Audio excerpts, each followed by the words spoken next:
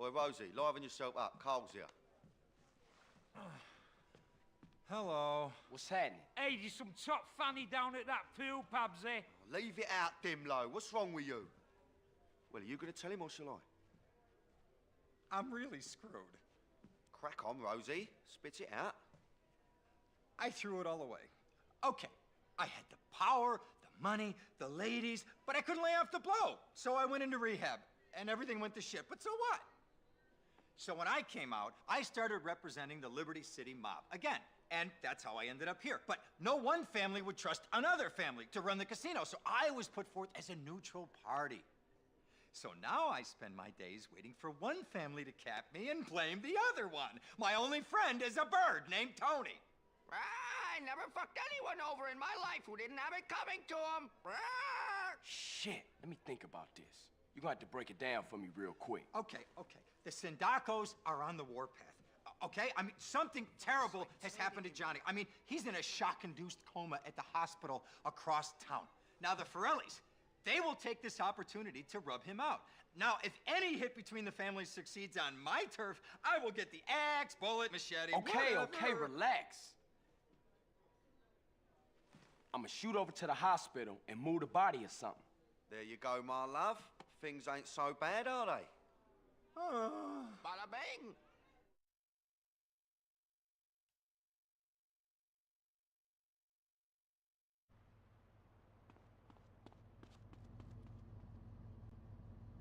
Who used to do it? So here I am, about to try and rescue some guy that's scared half to death. If he wake up through all this, I'm screwed.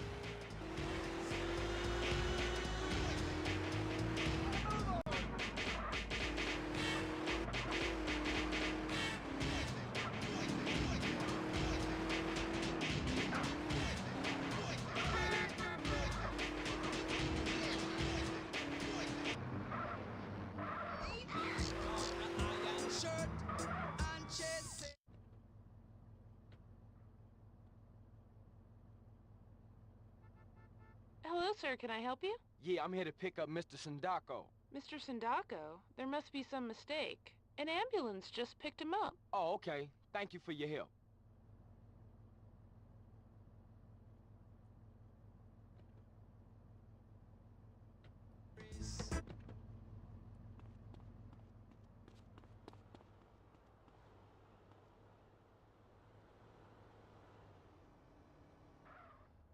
I think that I'm smarter than everybody I know.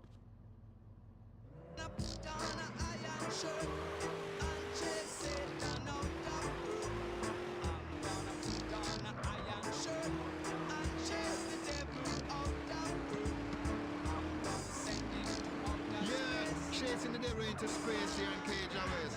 How come in movies? How come no one in space? Nobody listen to reggae. What's up? Because the smart one them stay on the road. Yeah. Man was not meant to leave the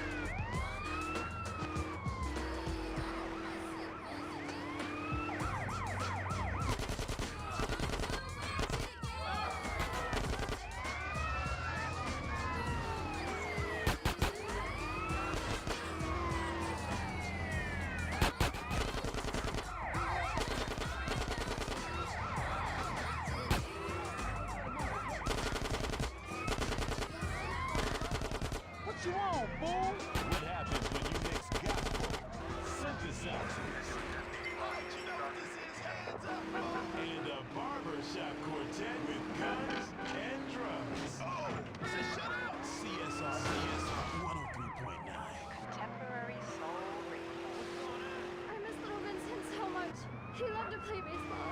I was driving him to practice. I guess I was busy making eyes at the guy driving next. All right, who's messing with Forelli business?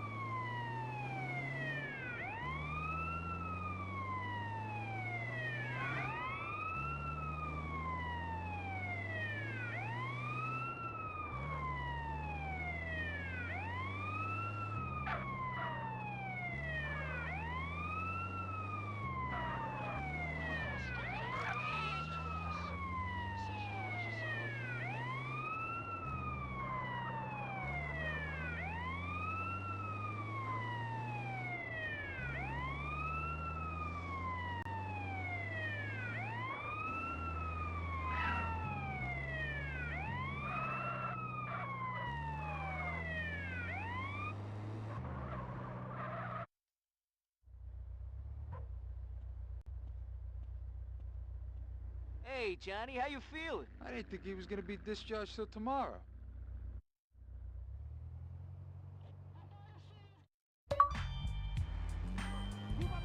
I want to immigrate from here.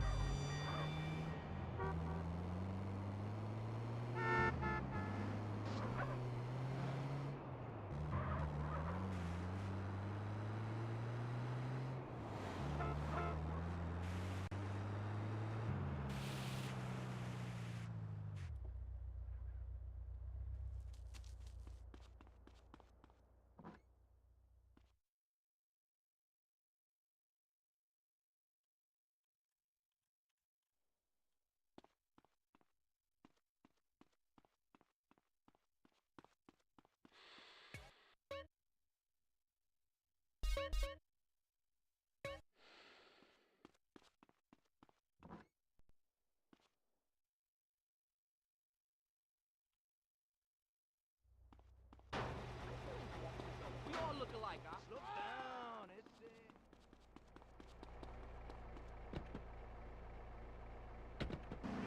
People running with burning torches.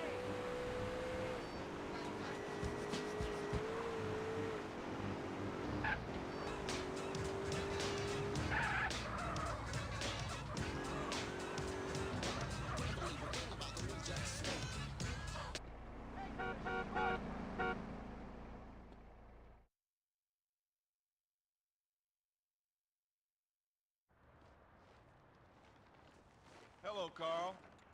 Been a long time, huh? Yeah, I was starting to miss you guys. Now, why don't I believe you? Get over here! Now, things have developed since the last time we met. Despite our best efforts, the gig's nearly up. I'm sure you'll find some way to keep your badge. Your kind always do. You still don't get it, do you, Carl? This ain't about keeping some fucking badge. Hey, listen to the man.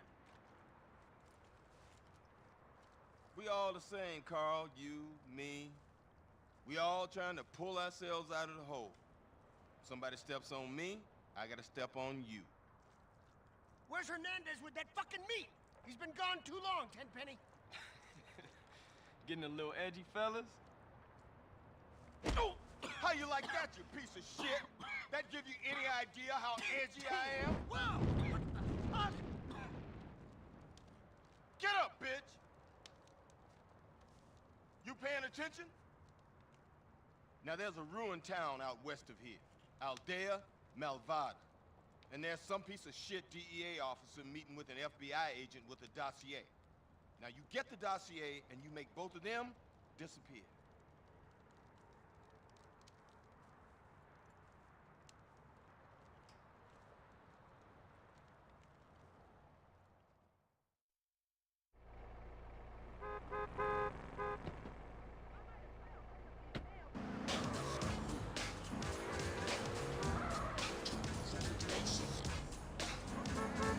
When a song wells up inside you, it's got to be let out. I can't believe the casino threw me out for singing a song about a girl with a learning disorder.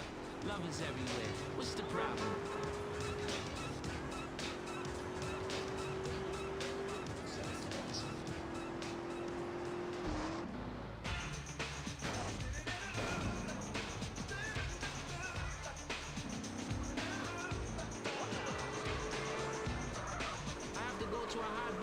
party tomorrow. All the stars will be there. And I'm making $5 an hour from the caterer. How about that?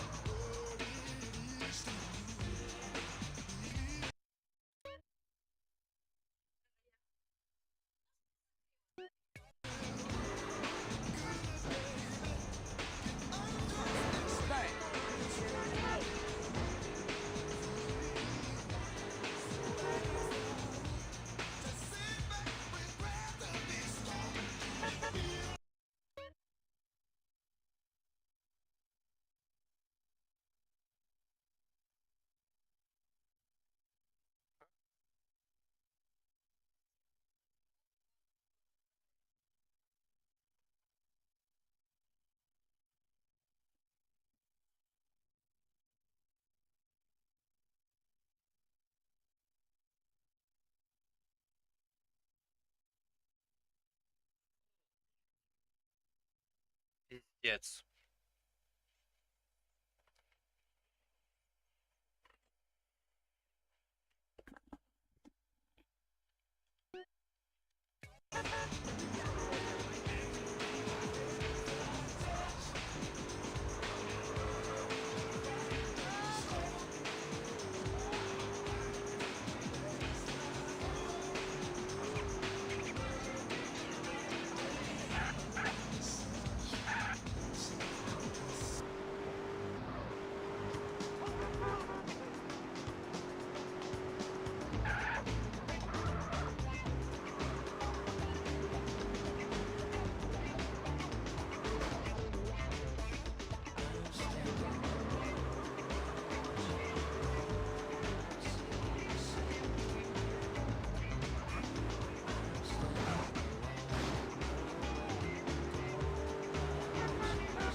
Spend some time in Prague learning about myself, nor just moping.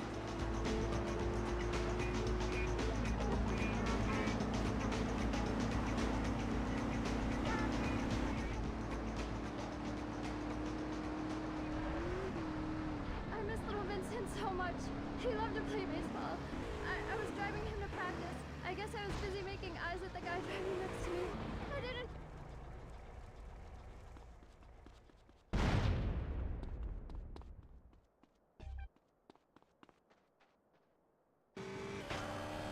Honey, Vince's hair was black. That's not the point. We're lucky he was adopted, so we just got another. It's my life, and I don't want to forget anything. Documenting every moment of life is very important. Take plenty of pictures of your wife. You never know when she might need you for another man. It's important to document when your happiness while it lasts. And use Bakari Film when your son wins the game, when your daughter gets herpes. Bakari Film. Memories are forever. Sort of.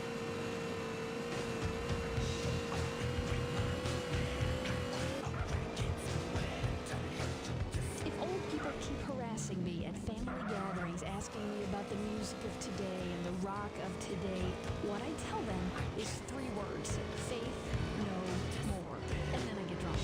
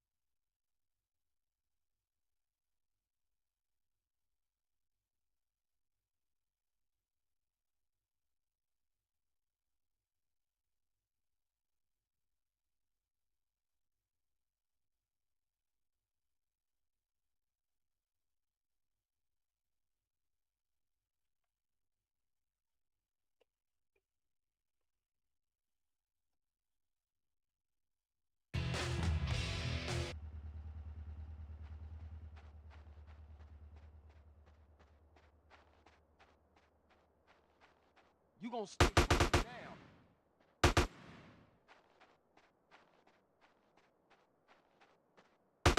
Now you enjoying this and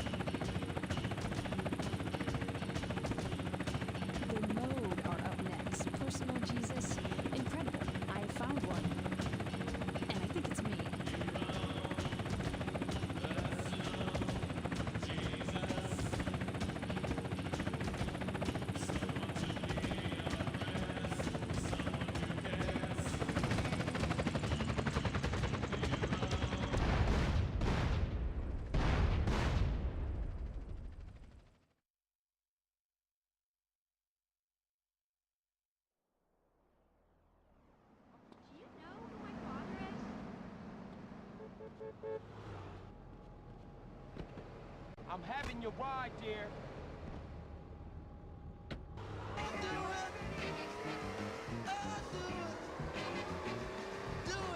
Oh, what you doing, my wheel?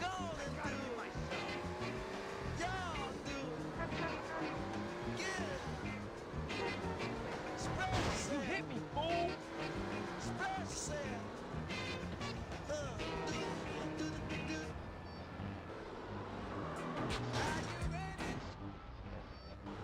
Especially don't listen to yesterday. The past is irrelevant. What's your problem? What do you call it when four guys are in a group and only one becomes famous? New Jack Swing. On CSR. Hey, never trust a big butt and a smile. My old I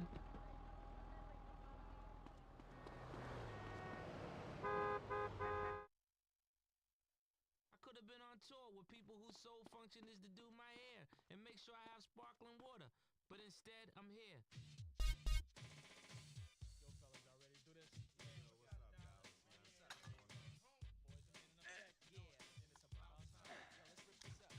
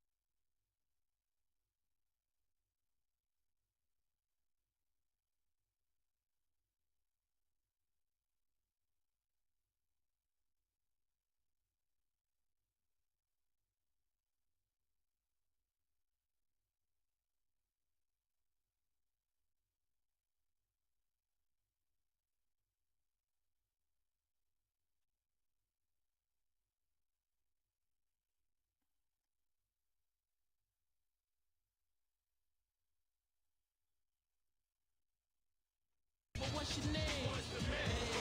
You know what I'm saying? Then I said, alright, fellas, well, let me see what you can do. Then a smile when they want you to say, yo, Mike, check this out. See if this one moves. It's CSR. What else could it be? Guys singing in unison about you. You know what I mean, girl?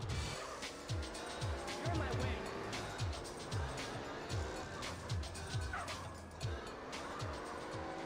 You're on the home of modern soul music and new jack swing. CSR with PM Philip Michaels. Keeping the swing swinging.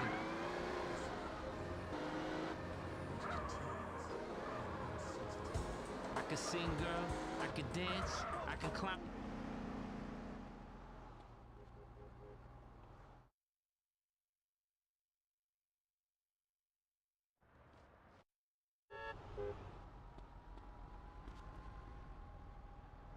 Makes me so special. It's time to get sensitive for a second with Ralph. Can get sensitive. It's about me, girl. Come on.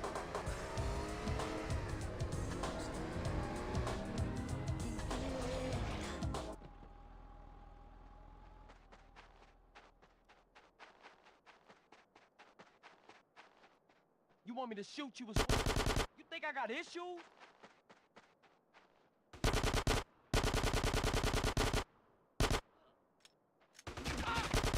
To America, ass.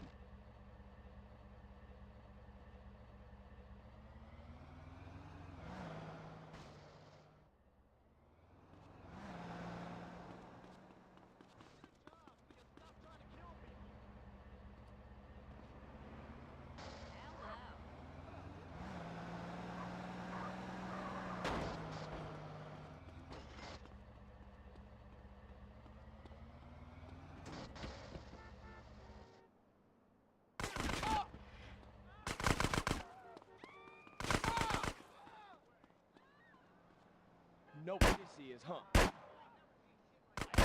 Don't blame me, blame yourself.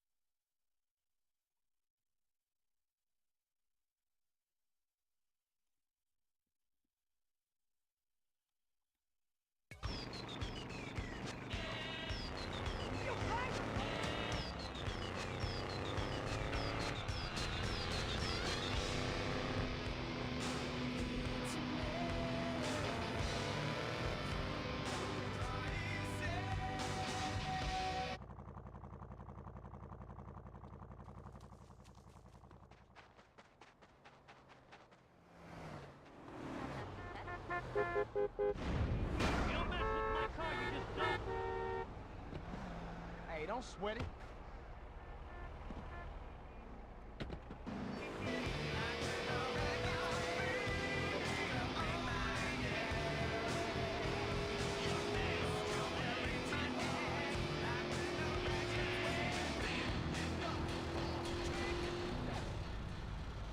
Having trouble finding a place to park? Notice the lines are getting longer at the food store? 19 million illegal aliens live in this country, most of them in San Andreas. Our organization has banned immigration green cards outright today. Preserve the status quo in our favor. Vote yes on Proposition 832. Illegal aliens do a valuable job packing groceries and caring for your lawn. But they should learn. America is not a land of handouts. While they're illegal, they have no rights. They have no status. They have no expectations. And they're happy to be here.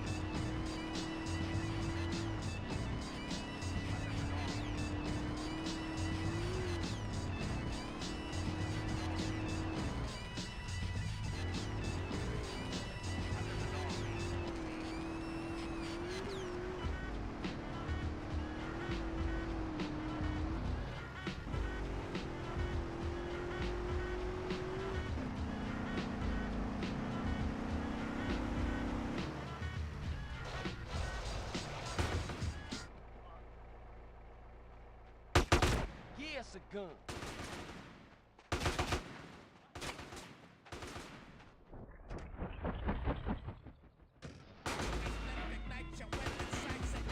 Ne? Що це? Наш. От вона висить в сараї. Ну викинь її. Може на роботу тобі пригодиться. Її треба знати. Ну, вона ще нормальна. В лісі, на роботу. Права. Ну, ще в сараї.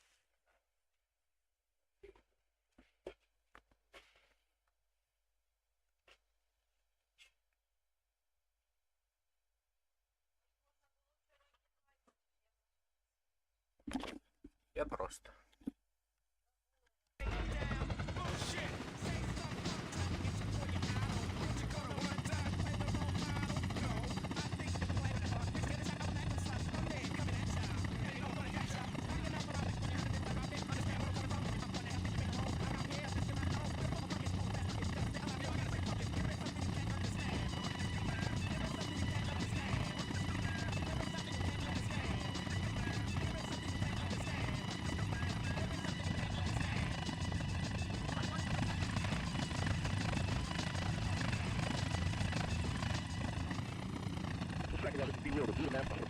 Blazing it in the cup with my man Julio G. 24/7/420. Radio, Los Santos.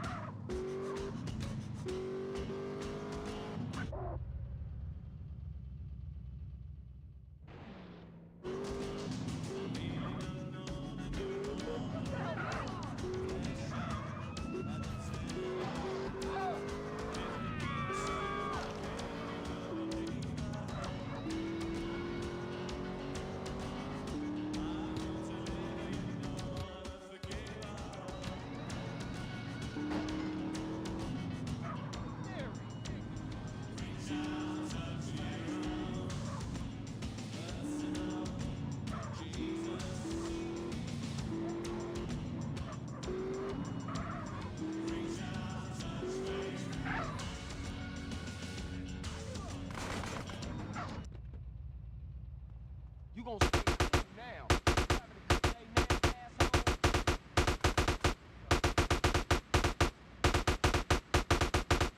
Who laughing now? I need this more than you, I think.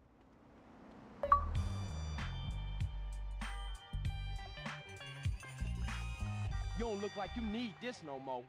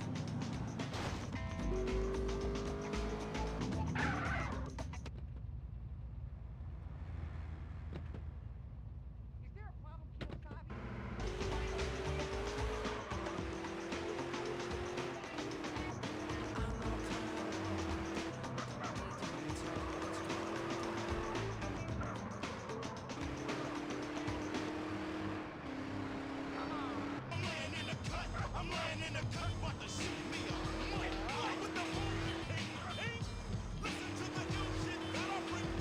Baby, headed bigger, coming out the pits, the small, the four. Ice Cube is my motherfucking dog. Drinking mud, smoking. My assistant needs assistant. Mom! Excuse you, maleducado! I'm sorry about this.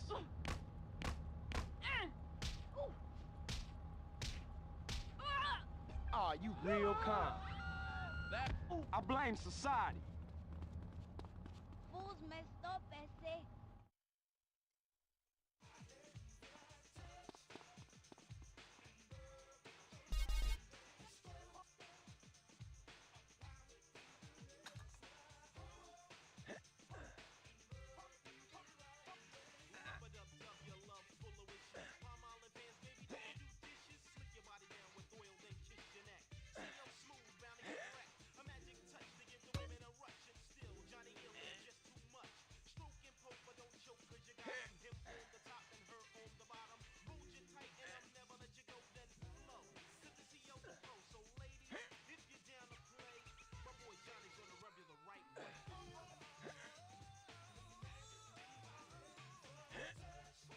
He's got magic in his hands, that man Johnny Gill, just like me, baby. I'm a true magician.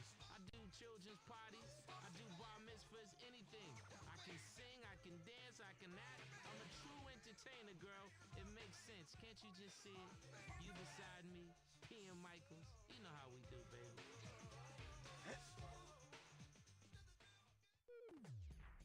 Ooh, I love to swing. Hey, you can swing on this, baby. Ladies, beware of the baritone. Yeah. CSR 103.9. New Jack Swing. Oh, kids, you look like we're going to another funeral. Dad, we're bored. You teach your children a lot of good American values, but have you taught them how to have fun? For family entertainment that doesn't stop, head on over to the Starfish Resort and Casino in Las Venturas. You deserve this kind of fun. Water slides, shooting range, and the kids love the Giggle Dome. Plus, we've got the hottest gaming in town. Nobody offers you more gaming value. And you'll teach the kids some important life lessons about real capitalism. Dad, I lost all my money. You've learned a valuable lesson. Son, it's time for your first lap dance. Yeah, guns. Time is meaningless in the land of tomorrow. It's the Starfish Resort and Casino Hotel in Las Venturas. Mom can go all night on the One-Armed Bandits while the kids visit the Little Tykes Pawn Shop. How'd you do, Charisse? I busted myself and sold a kidney. That's my girl. Share the love with your family, the love of money. And the Starfish Resort and Casino has the best buffet in Las Venturas, featuring our world-famous bacon trough. The Starfish Resort and Casino. This kind of fun should be illegal.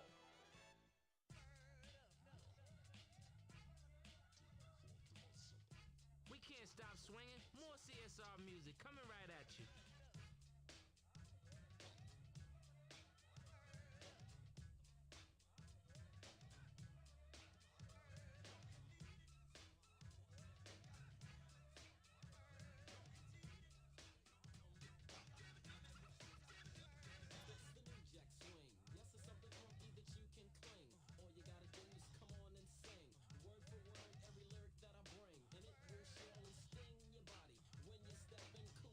Party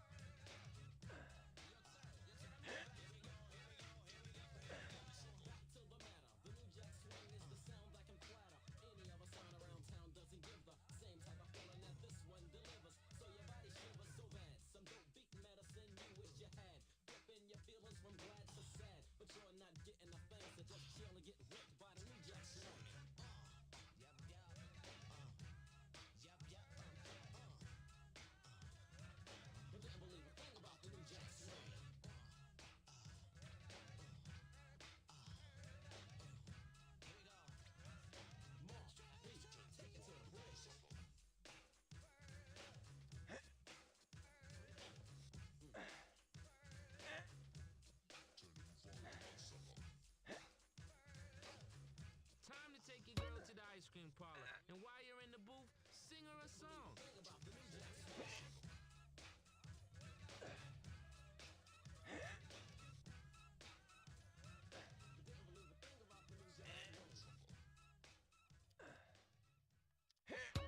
What do you call it when four guys are in a group and only one becomes famous? New Jack Swing. Only on CSR.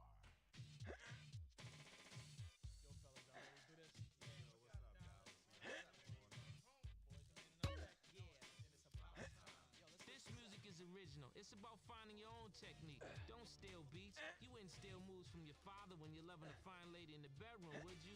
Inversion therapy, that's what taught me. I faced my fears.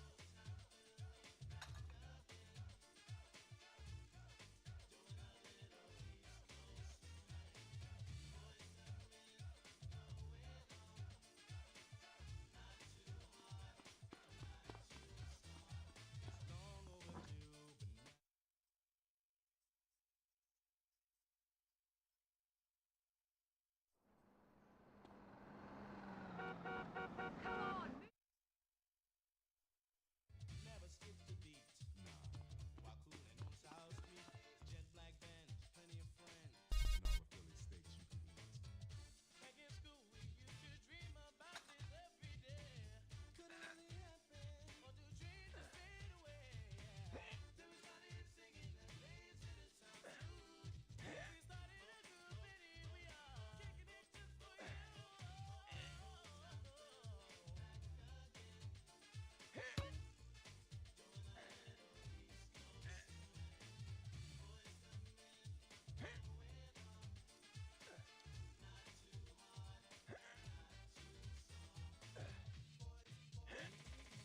Yo, these four new jacks is real smooth on the harmony tip. Nate, Mike, Sean, and Juan, you know the mentality. Keep flipping the gift. The spotlight is on us now. Watch us do this. Live and direct from Philly town. We're rapping, hyping, we can get down. We're ready to roll, so now the world will know that we flow. Back in school, we used to dream about this every day. Could it really happen? Or do dreams just fade away? Then we started singing that lazy to sound smooth. So we started a group and here we are, kicking it just for you.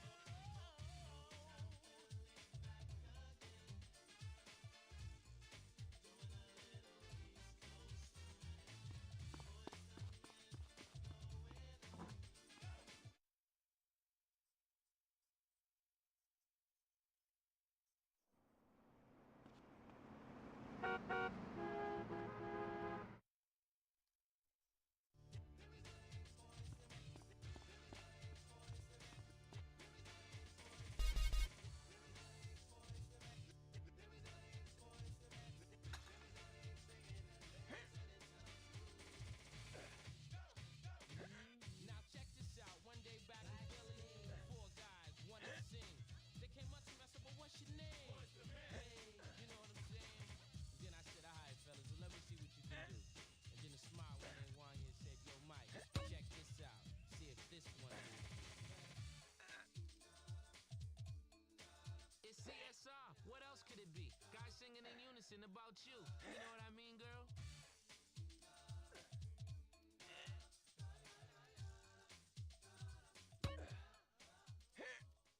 Hey man, we are just as hard as rappers. Then why are you dressed like a preppy?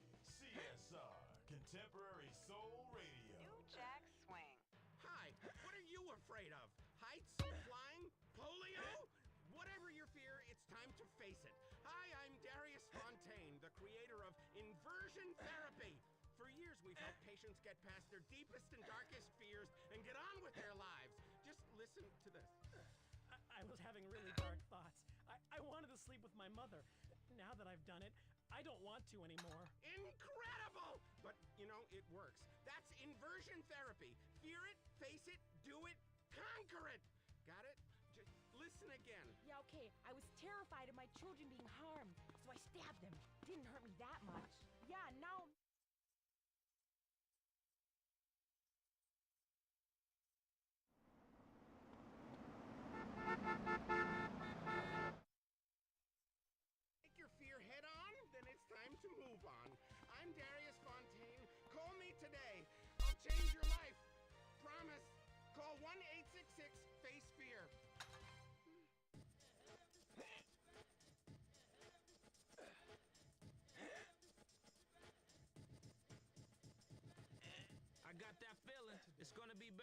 music only on CSR, all across San Andreas.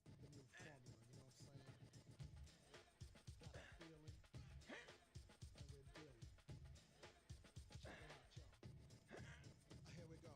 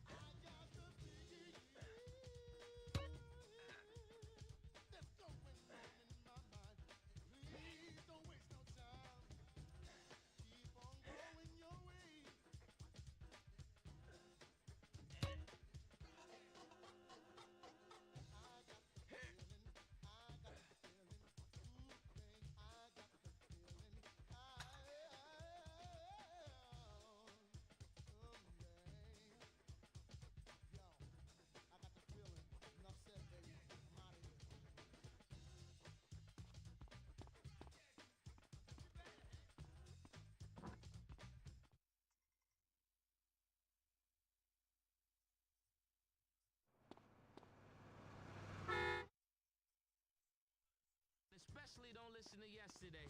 The past is irrelevant.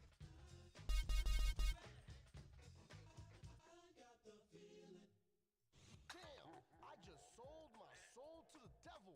Sure you did, but you won't miss it with all this money. Contemporary Soul Radio. New Jack Swing. Mikey, where are you? Hi, you can't see me. My invisibility cloak is on. Oh, Mikey, stop drawing pentagrams on all the doors. The Cavern of Sorrow. It's the fantasy game that's sweeping the country, The Cavern of Sorrow. Learn about our exciting history and have fun, too. I'm a holy warrior on a quest. I'll kill you if you don't believe like I do. You can't beat me, stupid. I'm invisible. I got invisibility seeing glasses, dumbass. Lord Zad the wizard gave them to me. Remember?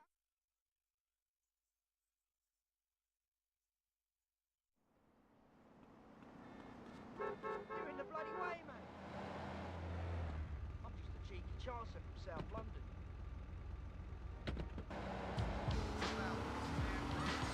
People on the streets always come.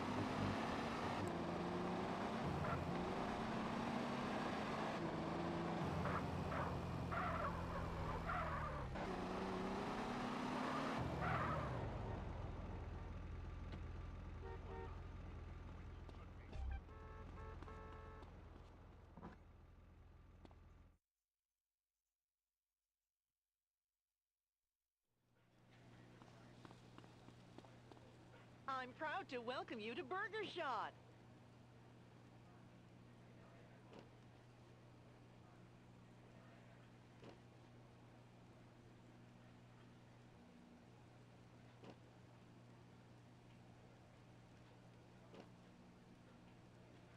Slurp my burger, sir. I hope you enjoy your meal. Please enjoy your meal. Have a wonderful day. Hope we see you again, sir. Hope we see you again, sir.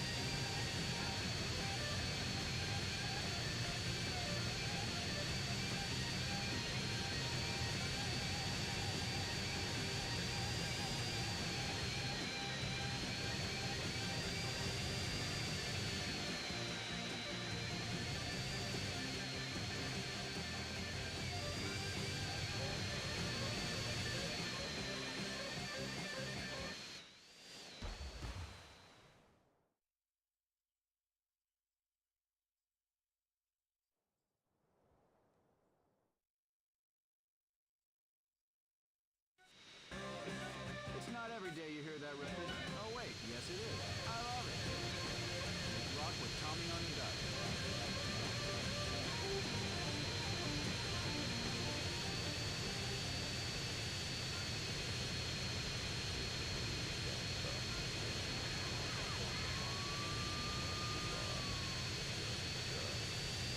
Don't be doing well out there. You may remember a little band called Crystal Ship, and you may remember a devilishly handsome lead singer who got all the truth. Now I'm on the radio and loving every minute of it. Keeping the spirit of rock alive while some assholes in plaid shirts whine about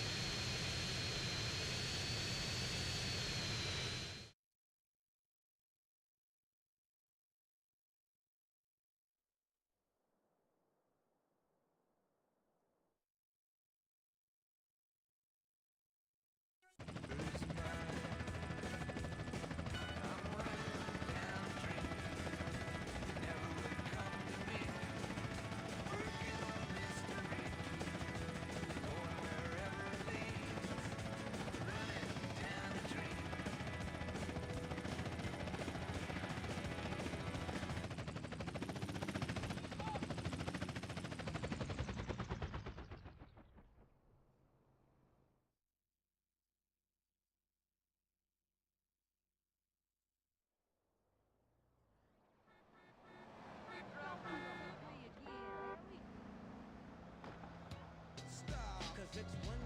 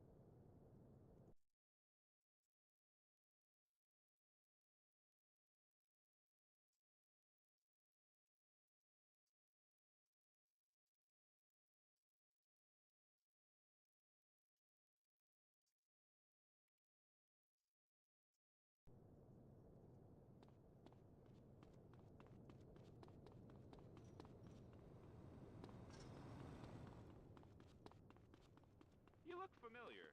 Swing club, maybe?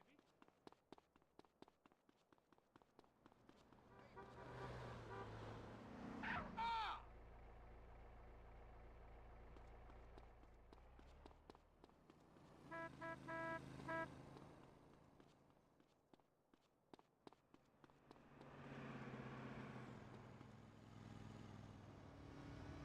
Away! I'm having that.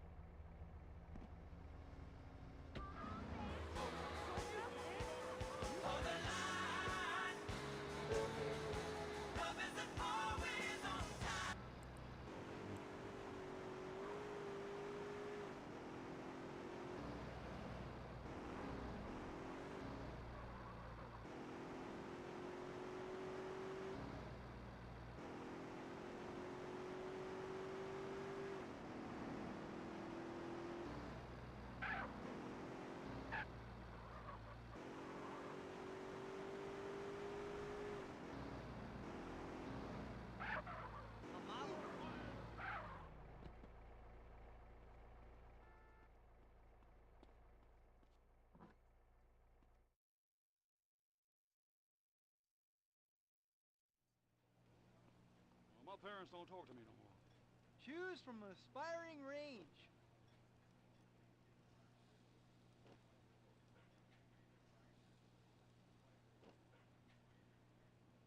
Here you go, enjoy.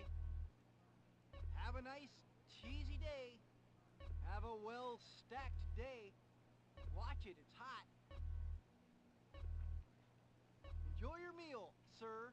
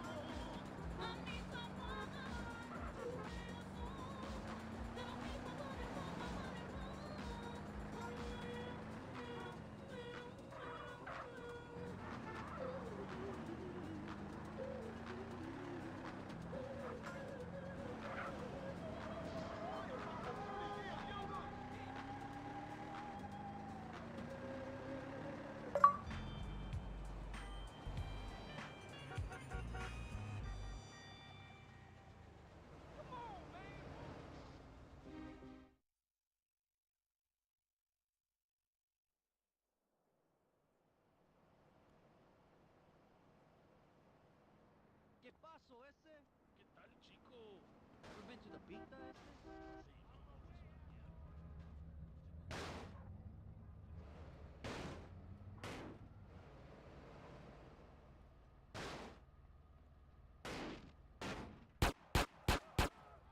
God, I'm sorry about it.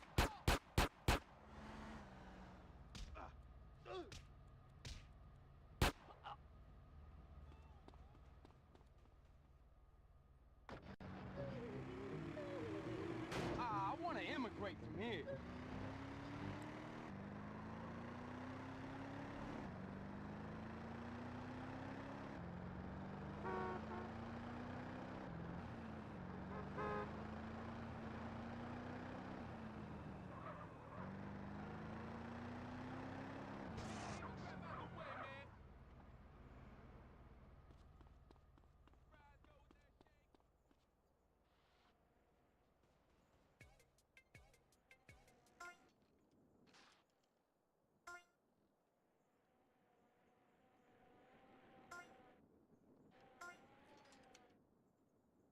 Our first date, we shot guns and ammunition.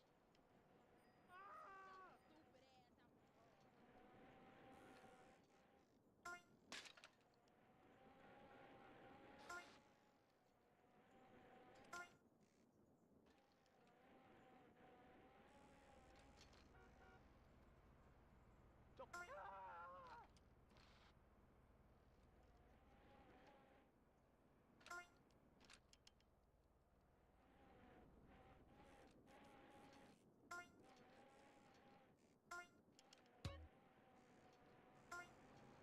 Underwear is overrated, man.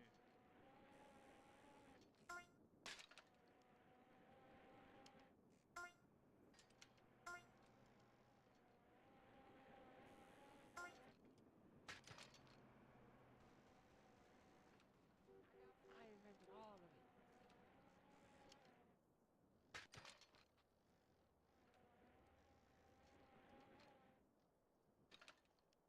Why you being sucio, homie? Get the ass on.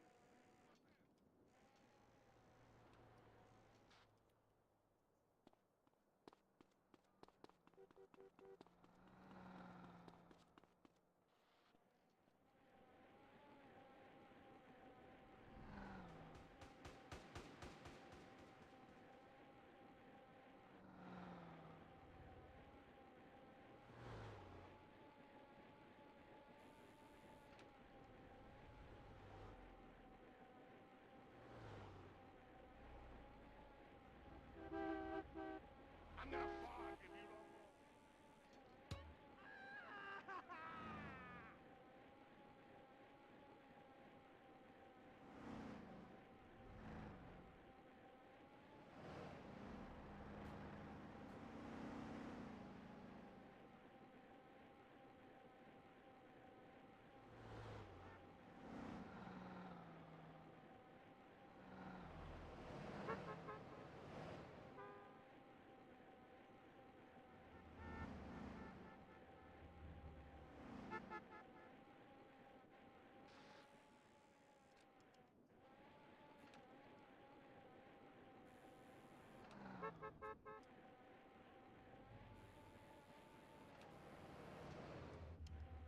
Daddy paid my credit card bill.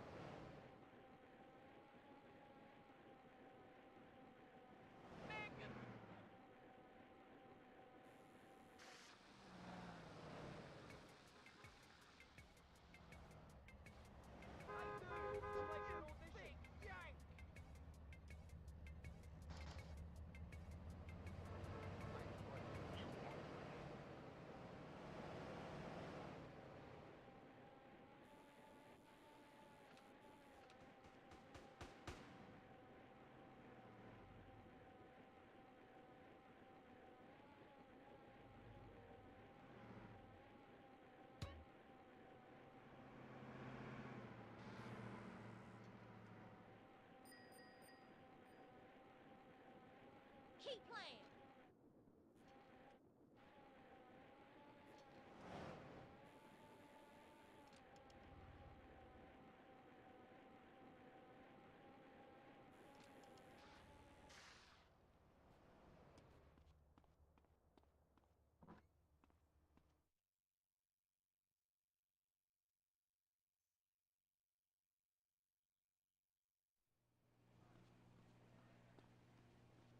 You want a pizza or what?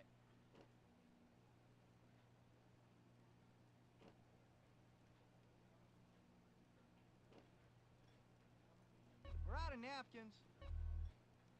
Here you go, enjoy.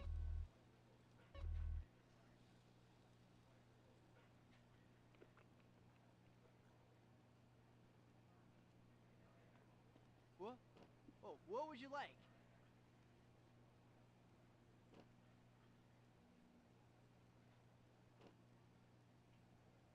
Enjoy, sir.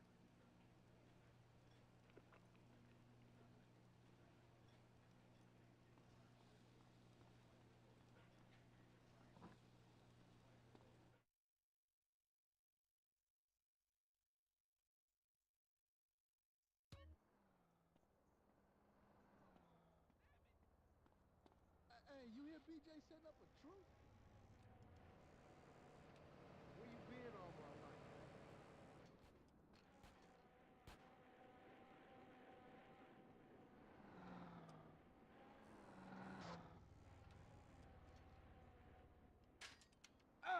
I'ma get me a heavy. I'm going in!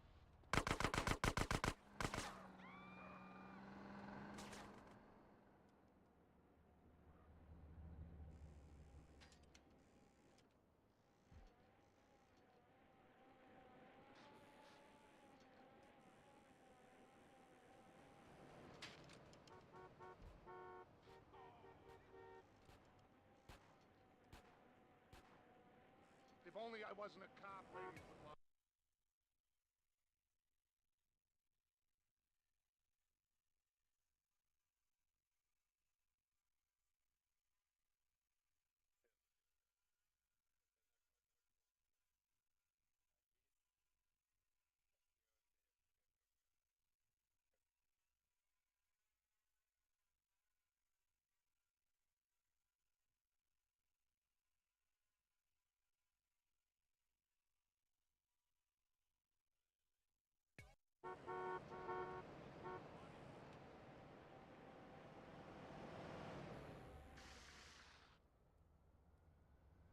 Jogging can solve your problem.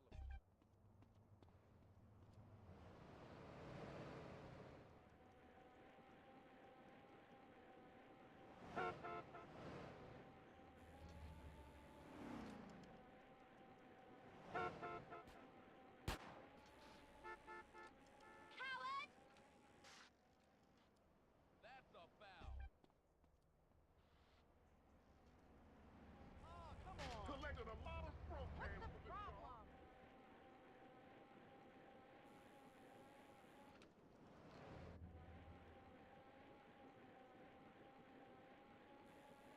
Idiot!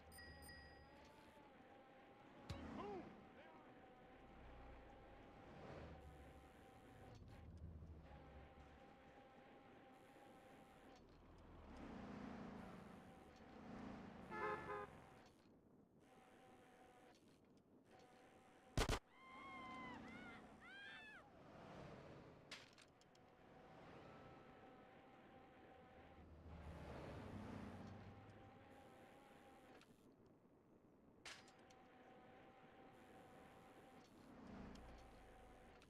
And my wife, oh, she spends too much money.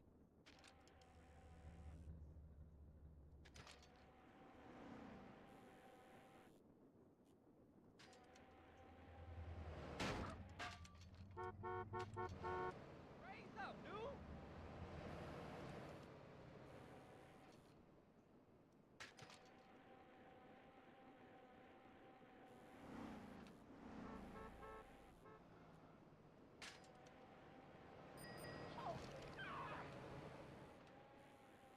Respond to a 1017 in West Glen Park. Suspect last seen on a bloody bike.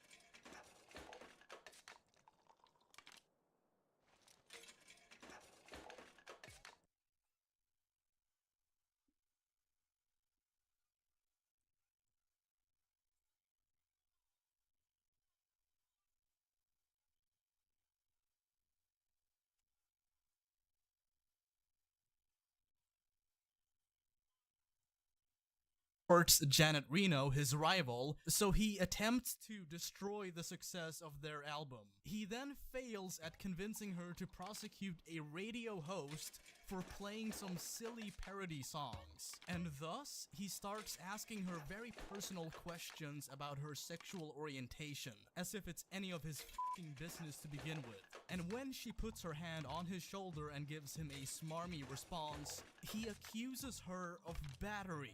He then starts spreading rumors about her being a lesbian. Again, this is just one example of how immature and idiotic Jack Thompson's behavior is. But then again, come on, let's not call him names, because that would just be taking this too far. But alas, the Janet Reno incident did not end there. In 1990, after his election loss, thank you God, Thompson began a campaign against the efforts of Switchboard of Miami, that'd be a social service group of which Reno was a board member. Thompson charged that the group had placed homosexual education tapes in public schools. Switchboard responded by getting the Supreme Court of Florida to order that he submit to a psychiatric examination. Thompson did so and passed. Thompson has since stated that he is, quote, the only official certified sane lawyer in the entire state of Florida.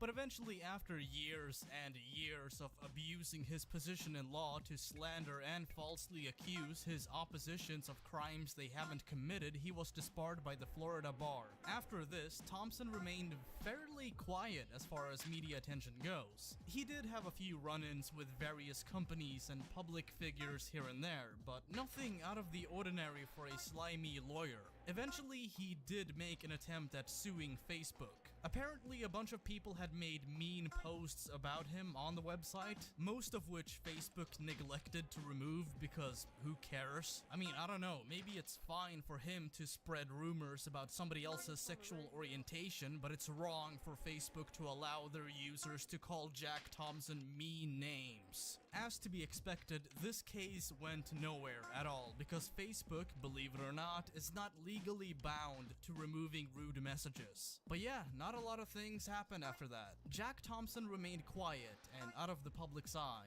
That is until 2016 when he was interviewed by the online magazine Inverse. During this interview, Jack revealed that he had been teaching civics classes to inmates at a Florida prison. Because, you know, if you're gonna learn something, then it's always a good idea to be taught by somebody who was so bad at that very thing that they lost their license to do said thing. I mean, it just goes to show that you should have no expectations for competence at all in the American prison system. So, now that we are all up to speed on the magnificent beast that is Jack Thompson, what has he been up to as of late? Back in March of 2018, the United States White House put up a video on their official YouTube channel. The video was a compilation of violence in modern-day video games, basically intended to instill discomfort in concerned parents, voters, and the anti-violent video games crowd. You gotta love how the same government that engages in rectal feeding as a means of questioning suspects decided to push out this video as if they have any room at all to shame the video game industry for being too violent.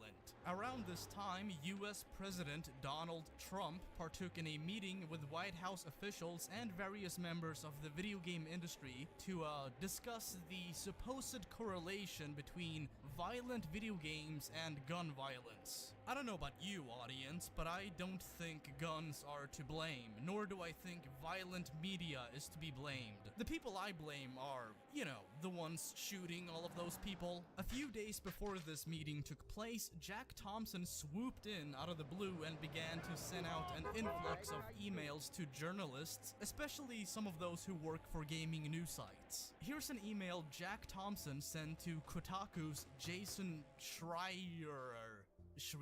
I don't know. So, Jason, is Trump gonna meet up with the Mexican drug cartel lords to ask them what to do about the opioid crisis?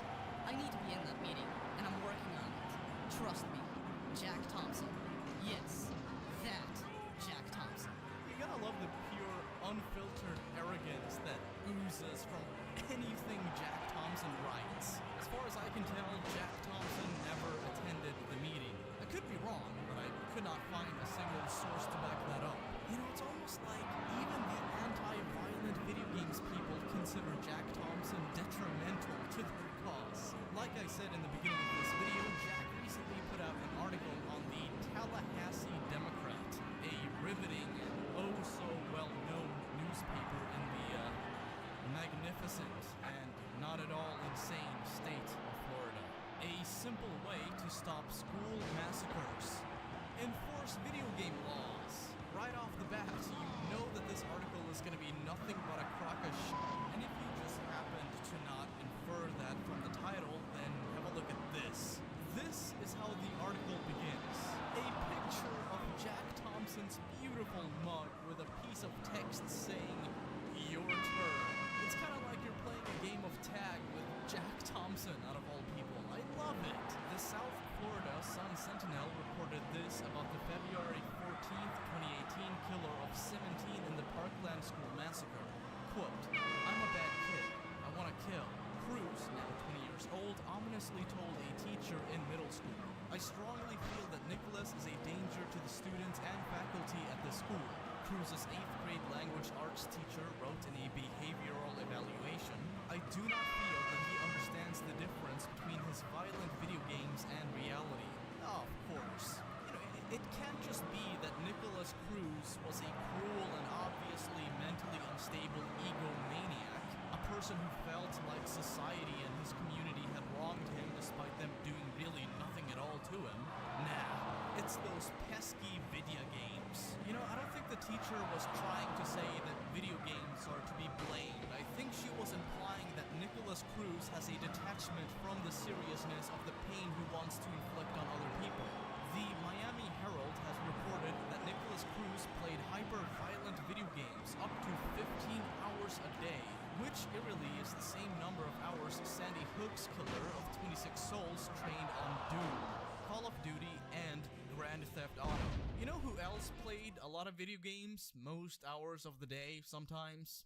I did. As a teenager, I used to play all kinds of games at all kinds of hours of the day. It's not good for you, it's really unhealthy, but I find it hard to believe that a video game addiction is any indication of a killing spree to come. In fact, video game addictions are among the most common addictions for children, teenagers, and young adults alike. You might as well just blame any other common addiction while you're at it. Hey, Smoke, what made you flip out like that, man? Was it the drugs or what? I got caught up in the caffeine addiction, CJ. Why you just didn't quit, man? Monster energy for life, dog.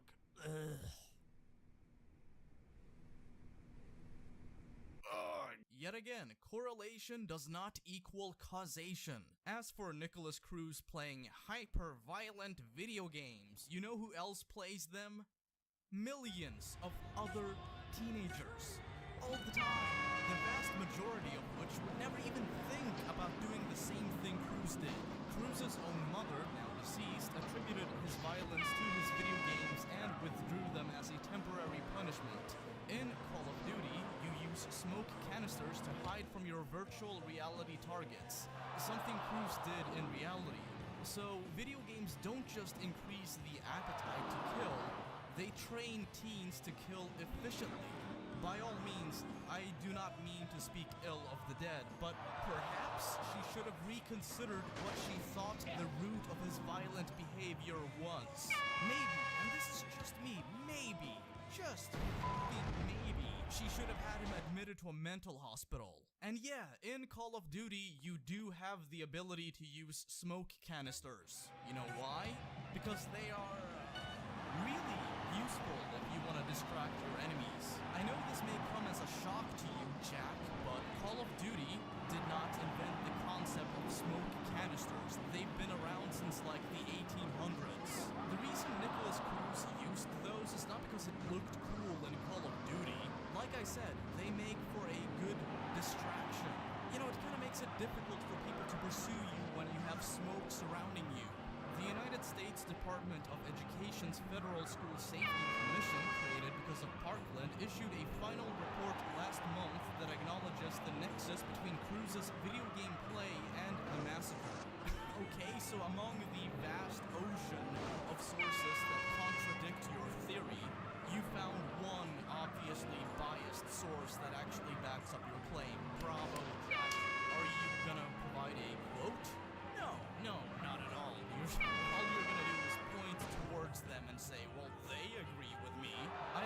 consider them an authority on the matter, and even if I did, you pointing towards them would not amount to anything else other than an appeal to authority. Here's a pro tip. Use facts, jackass. Don't just expect me to defer to whatever your favorite organization says.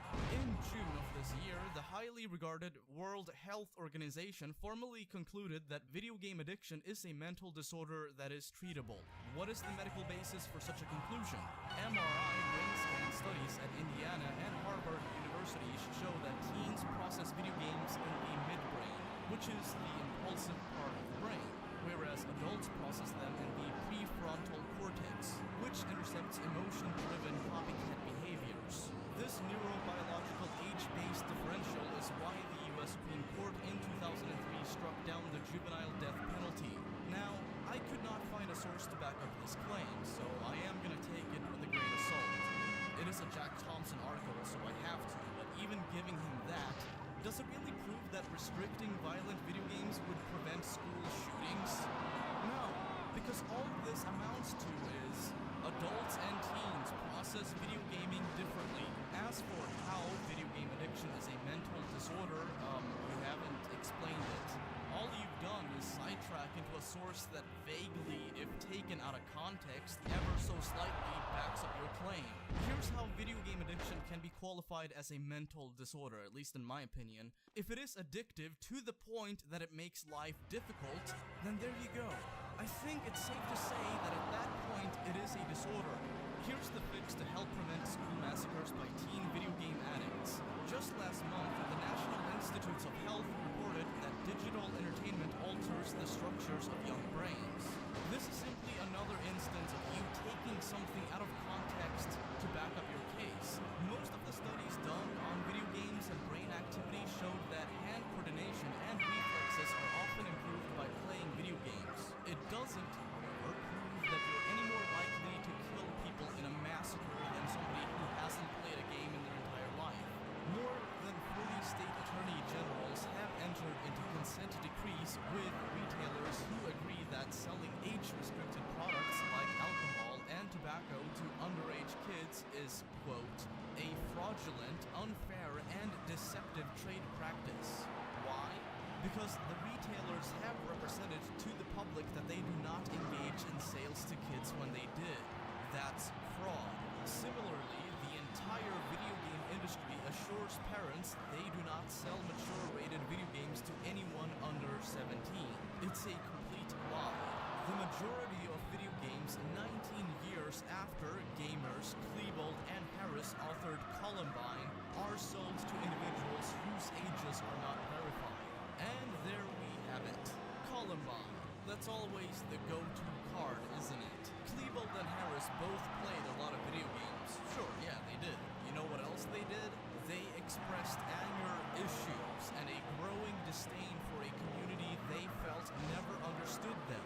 While it doesn't excuse what they did, it might actually give you a better understanding of why they did what they did if you actually take your time to look into their ideas. You know, Jack, something you like to say a lot is that video games are often used as practice tools for people who want to carry out similar acts to what Harris and Klebold did.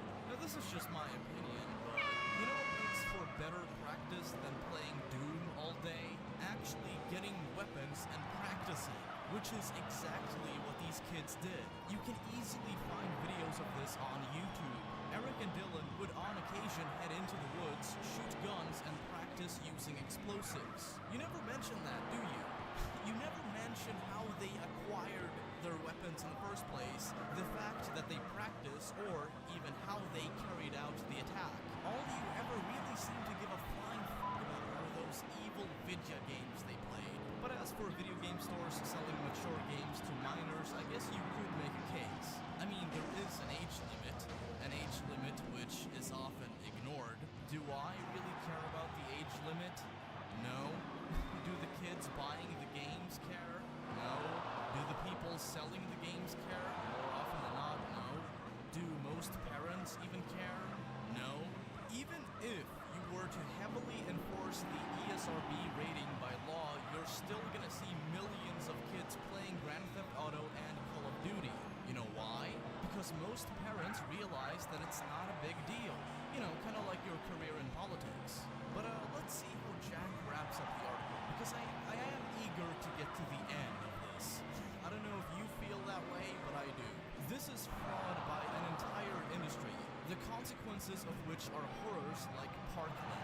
All that is necessary for this dangerous fraud to stop is for states and the national government to apply deceptive trade practice laws that are already on the books to video game sales. This approach will be simple, constitutional, and effective. Simple, yes. Constitutional, that's debatable. Effective?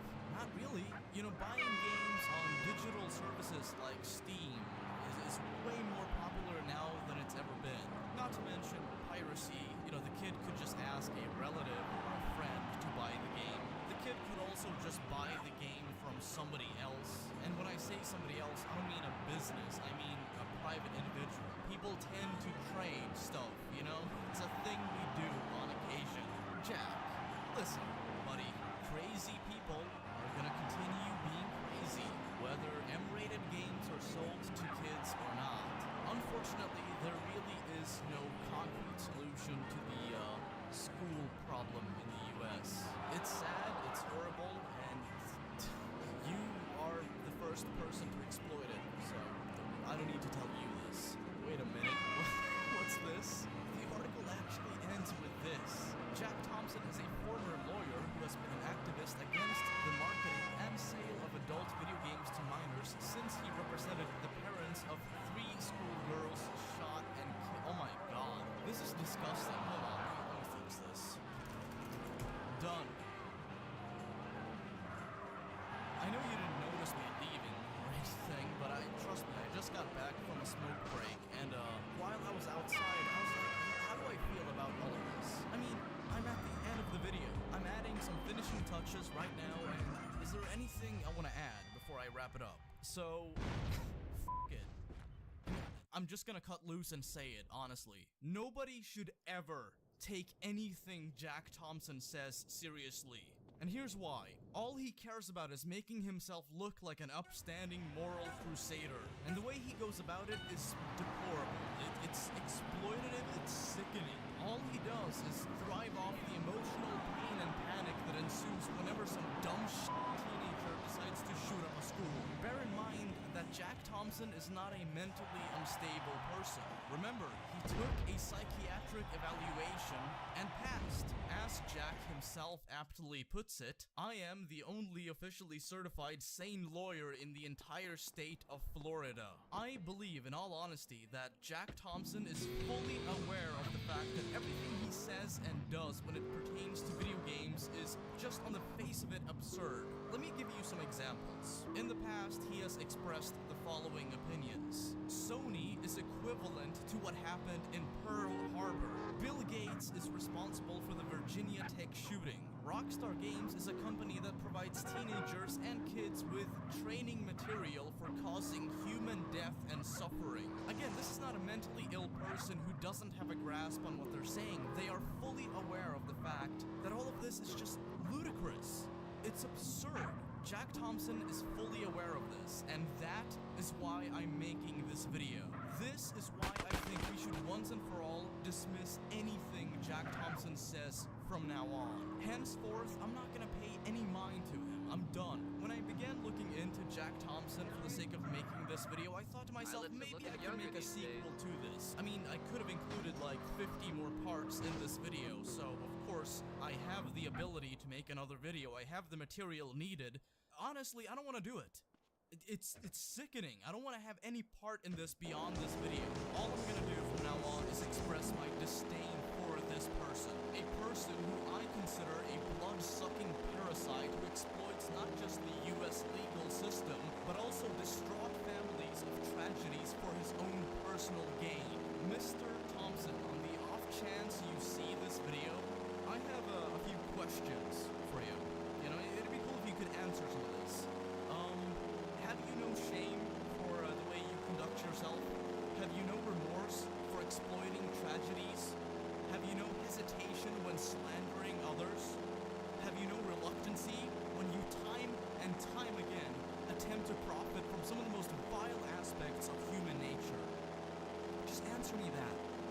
pretty cool. But then again, I'm not expecting anything. I'm not expecting any answers. I mean, after all, you're nothing more but a parasite. And in my opinion, your article just goes to show that you really haven't learned a single thing in the past couple decades. The way I see it, you're just as dishonest and exploitative as you've always been. Mr. Thompson, that sound you hear is laughter from every single company that you've ever gone after.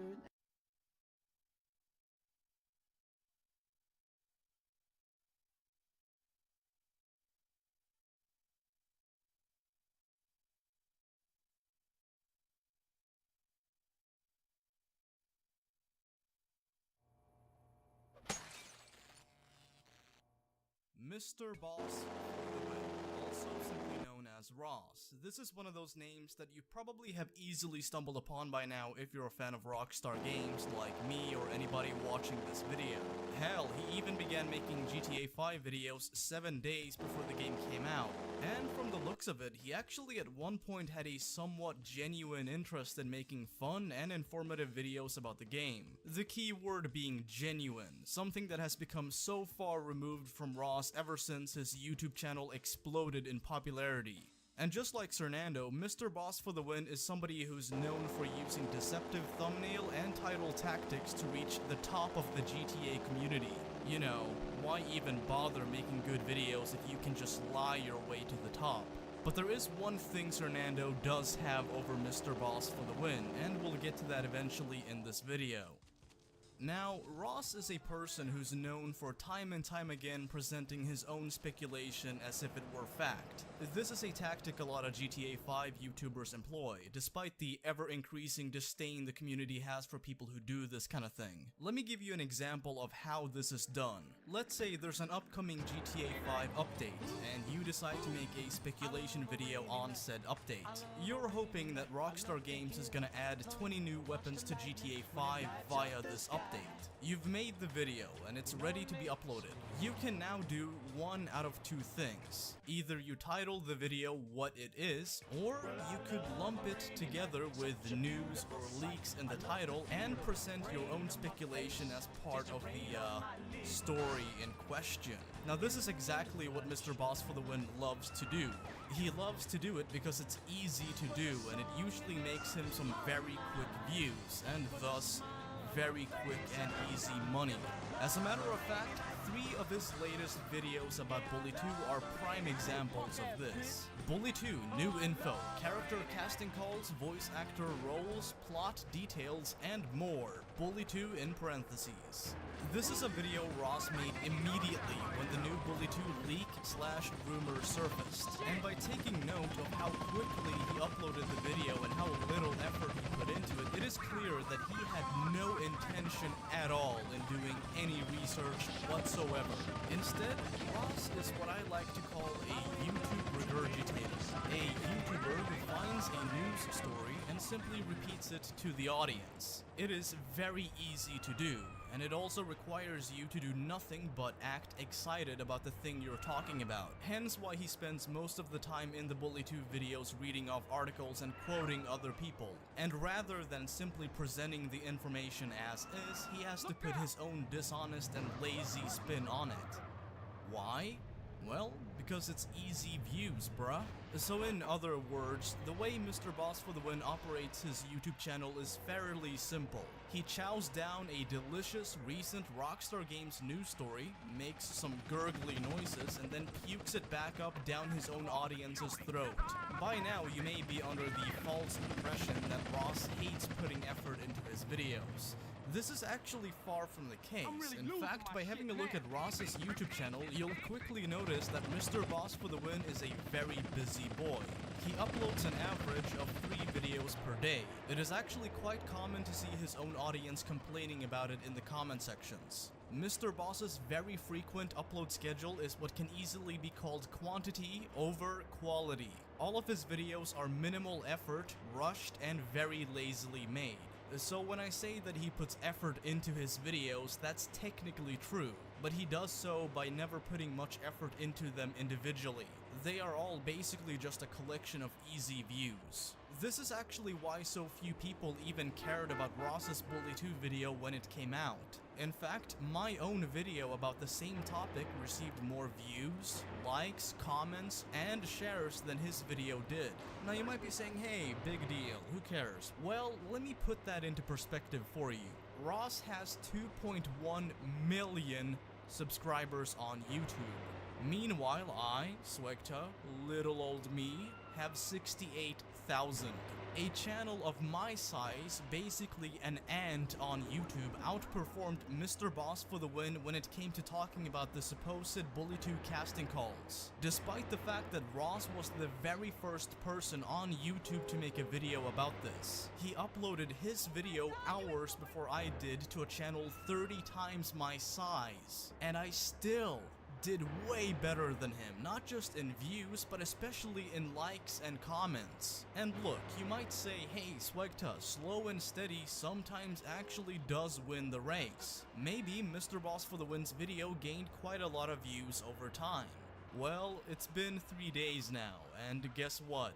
Ross still has not caught up with me just yet. He's lagging behind on a topic that could have easily gained him a lot of attention. So this is obviously a video that did not do very well.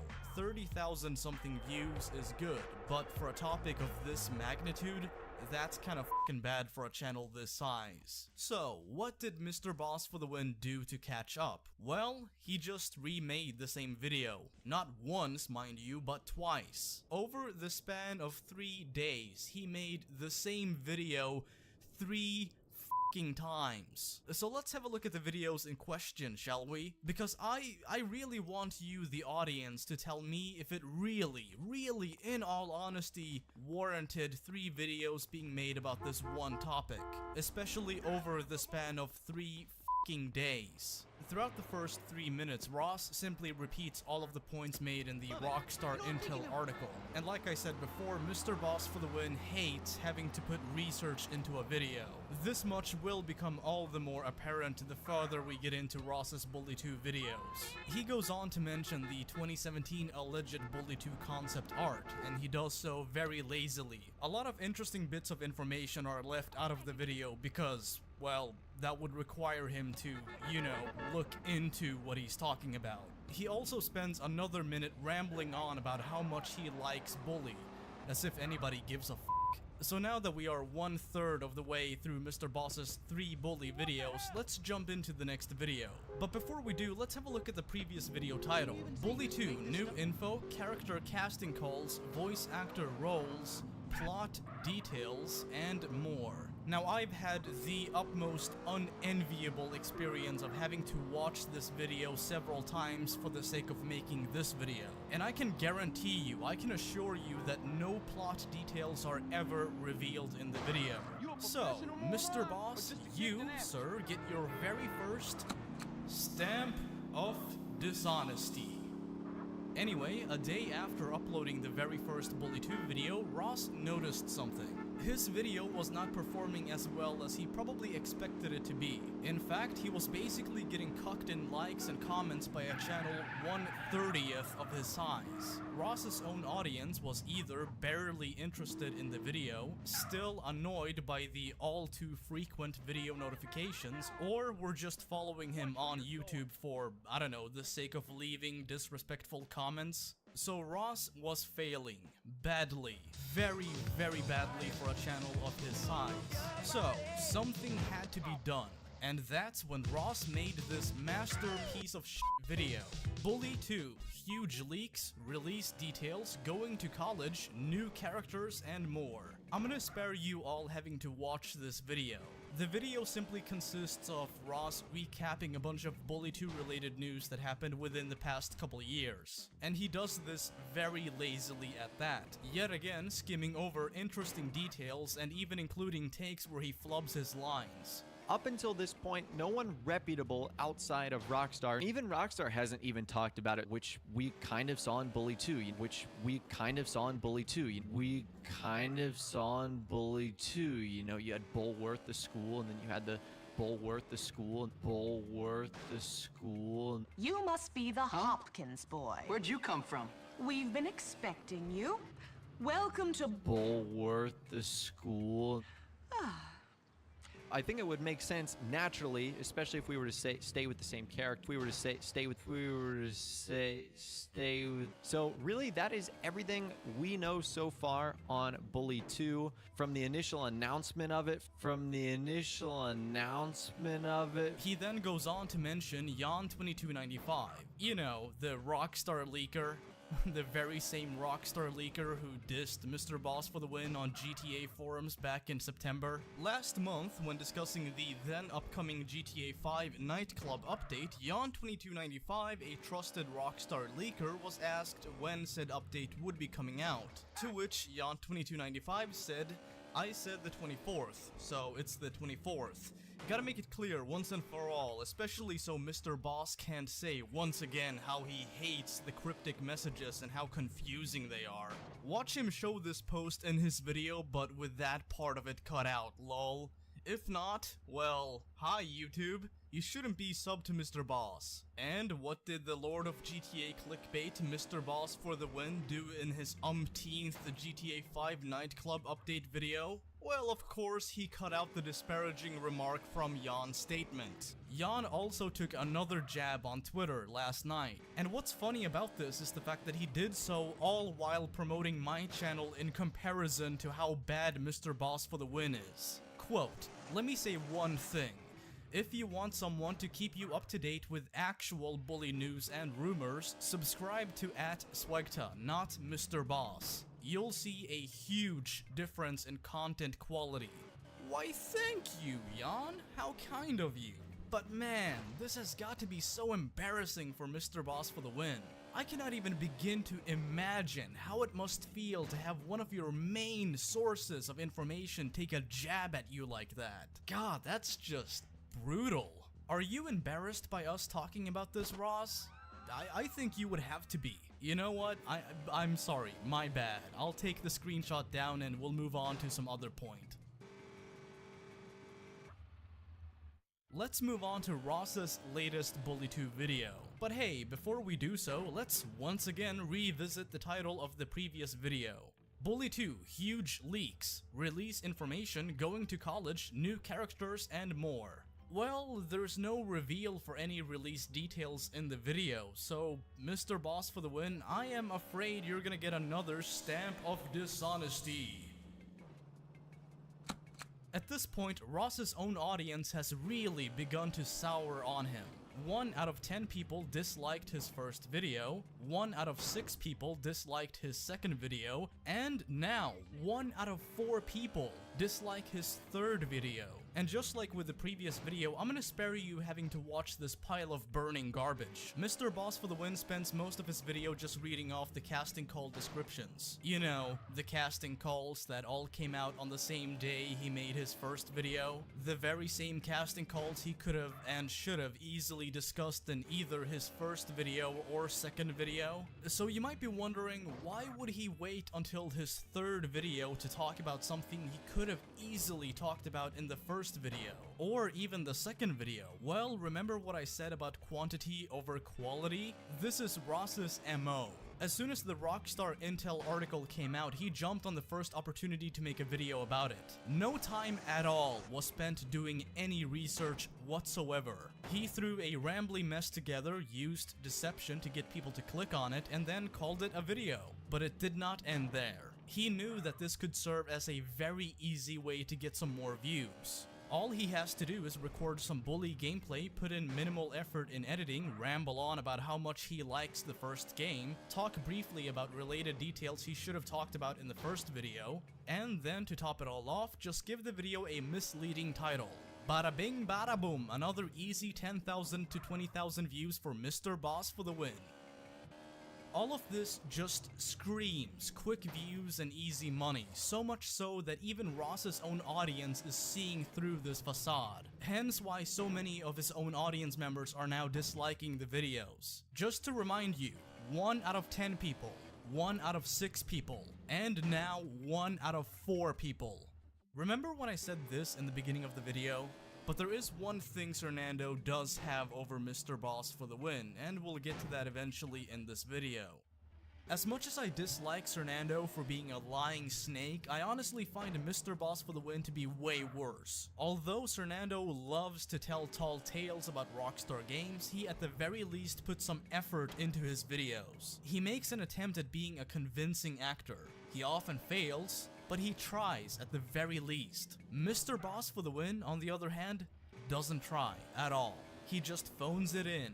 Every time, every video is bereft of any genuine and honest interest, because it's all about cutting corners. Corners that can then be reused for other videos over and over again, as proven by his Bully 2 videos. Fernando is a liar, but so is Mr. Boss for the Win. The one thing Fernando has over Mr. Boss for the Win is that he actually gives a shit about putting effort into his videos beyond just having a frequent uploading schedule. Yeah, it's easy f***ing views, Ross, but it's devoid of anything of substance. And unlike Fernando, Mr. Boss for the Win has a tendency to dishonestly portray his own speculation as fact. And unlike Fernando, Mr. Boss for the Win's bread and butter is repeating the same points other people have already made. And again, unlike Fernando, Mr. Boss for the Win mostly just cares about being the first person to make a video about a popular topic. Now, whether or not the video is actually good, informative, or even honest is irrelevant in his mind. So while they are very much alike, Mr. Boss for the Win stoops down even further than Fernando does by cutting as many corners as he can. The effort Ross puts into his videos is almost always, if not always, invested in making as many videos as quickly as possible. Quality be damned. If he can take one piece of information and splice it into 3 videos by covering a chunk per video, then he's gonna do just that. And if Mr. Boss for the Win can get away with lying to his audience time and time again, then he'll do just that. And if Mr. Boss for the Win can present speculation as fact, then he'll do just that. And if he can make more videos about Bully and get into the Bully community, well, then he'll do just that. Now, before I hand the mic to someone who have a few things to say about Mr. Boss for the Win, I want to ask you, the audience, a question. Mr. Boss for the Win is very obviously falling in views. He peaked during GTA 5's peak in popularity, and now he's slowly but surely dwindling in numbers. Even his own audience is growing tired of his deceptive tactics, and he's looking for a new cash cow to milk. Ross has shown himself many times to be a person who values cheap clickbait tactics and laziness over content quality and, most of all, honesty. So, here's my question to all of you watching this video. Is this really somebody you want connected to the Bully community?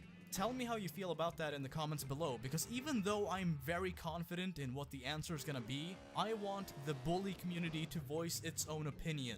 I suggest that a lot of you speak up now. Even though I have a name in the Bully fanbase and a very strong opinion on this, I cannot decide what happens next. Either the Bully community is fine with going down the same path the GTA community did, or, well, I guess we'll find out. So, I myself, and probably most YouTubers, and I would think most viewers, have a negative attitude towards Grand Theft Auto 5 content creators. From Fernando to Mr. Boss to Not.4 Live, these individuals, and there are more, have leached onto that game in Grand Theft Auto Online for the last 4 to 5 years. And there's nothing wrong about talking and making videos about a game you care and or are passionate about. But these channels are infamous for all the wrong reasons, from creating content that is both misleading and exploitative, with Fernando's fake giveaways, to many of these channels stealing from other creators, to just making up things. But these GTA 5 channels, well, they finally come to the realization now that unfortunately the interest in GTA 5 is starting to die out. Mr. Boss, or Ross, is moving his attention to Bully, which is a strictly strategic decision. Do any of you wonder why he never really gave any attention to Red Dead? Or, I mean, if you look at some of his titles talking about Red Dead, he titled it Rockstar's next game.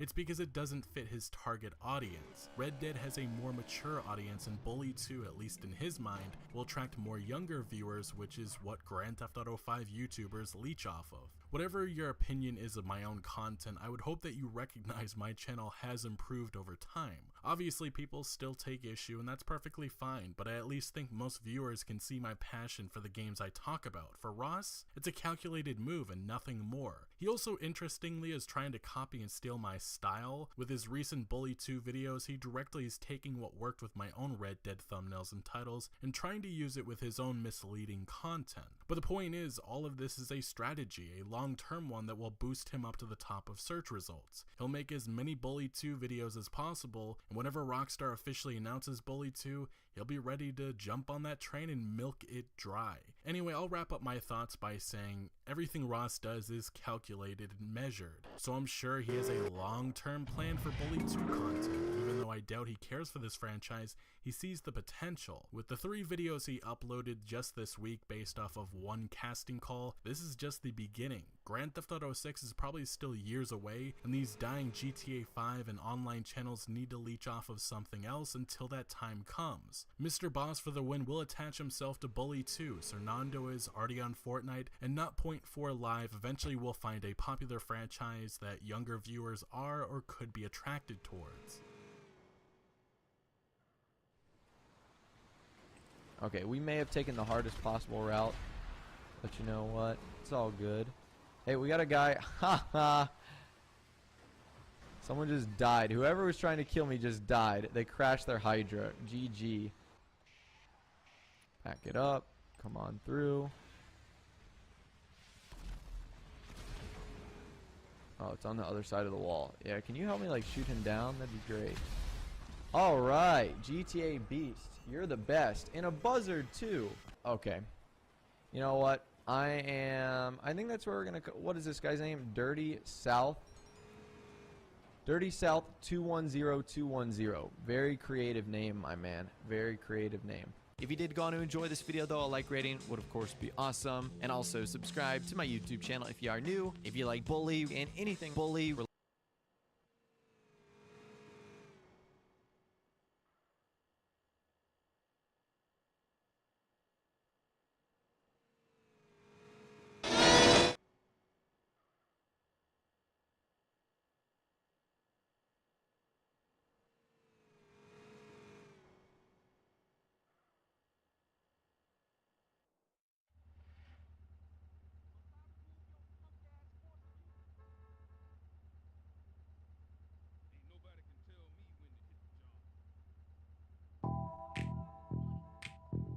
Among the turd-filled ocean of clickbaity GTA 5 YouTubers, you have the one, the only, Sernando.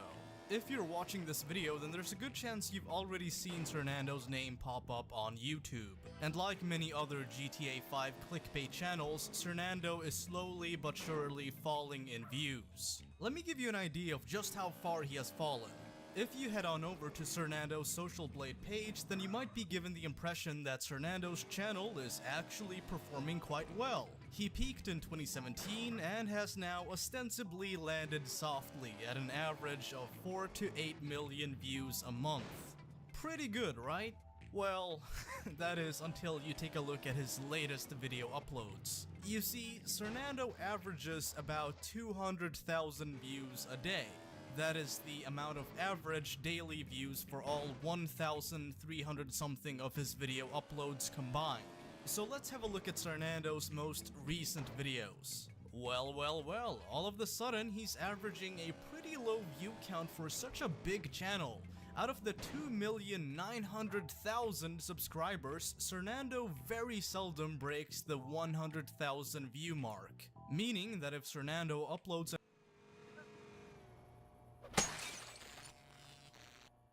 Mr. Boss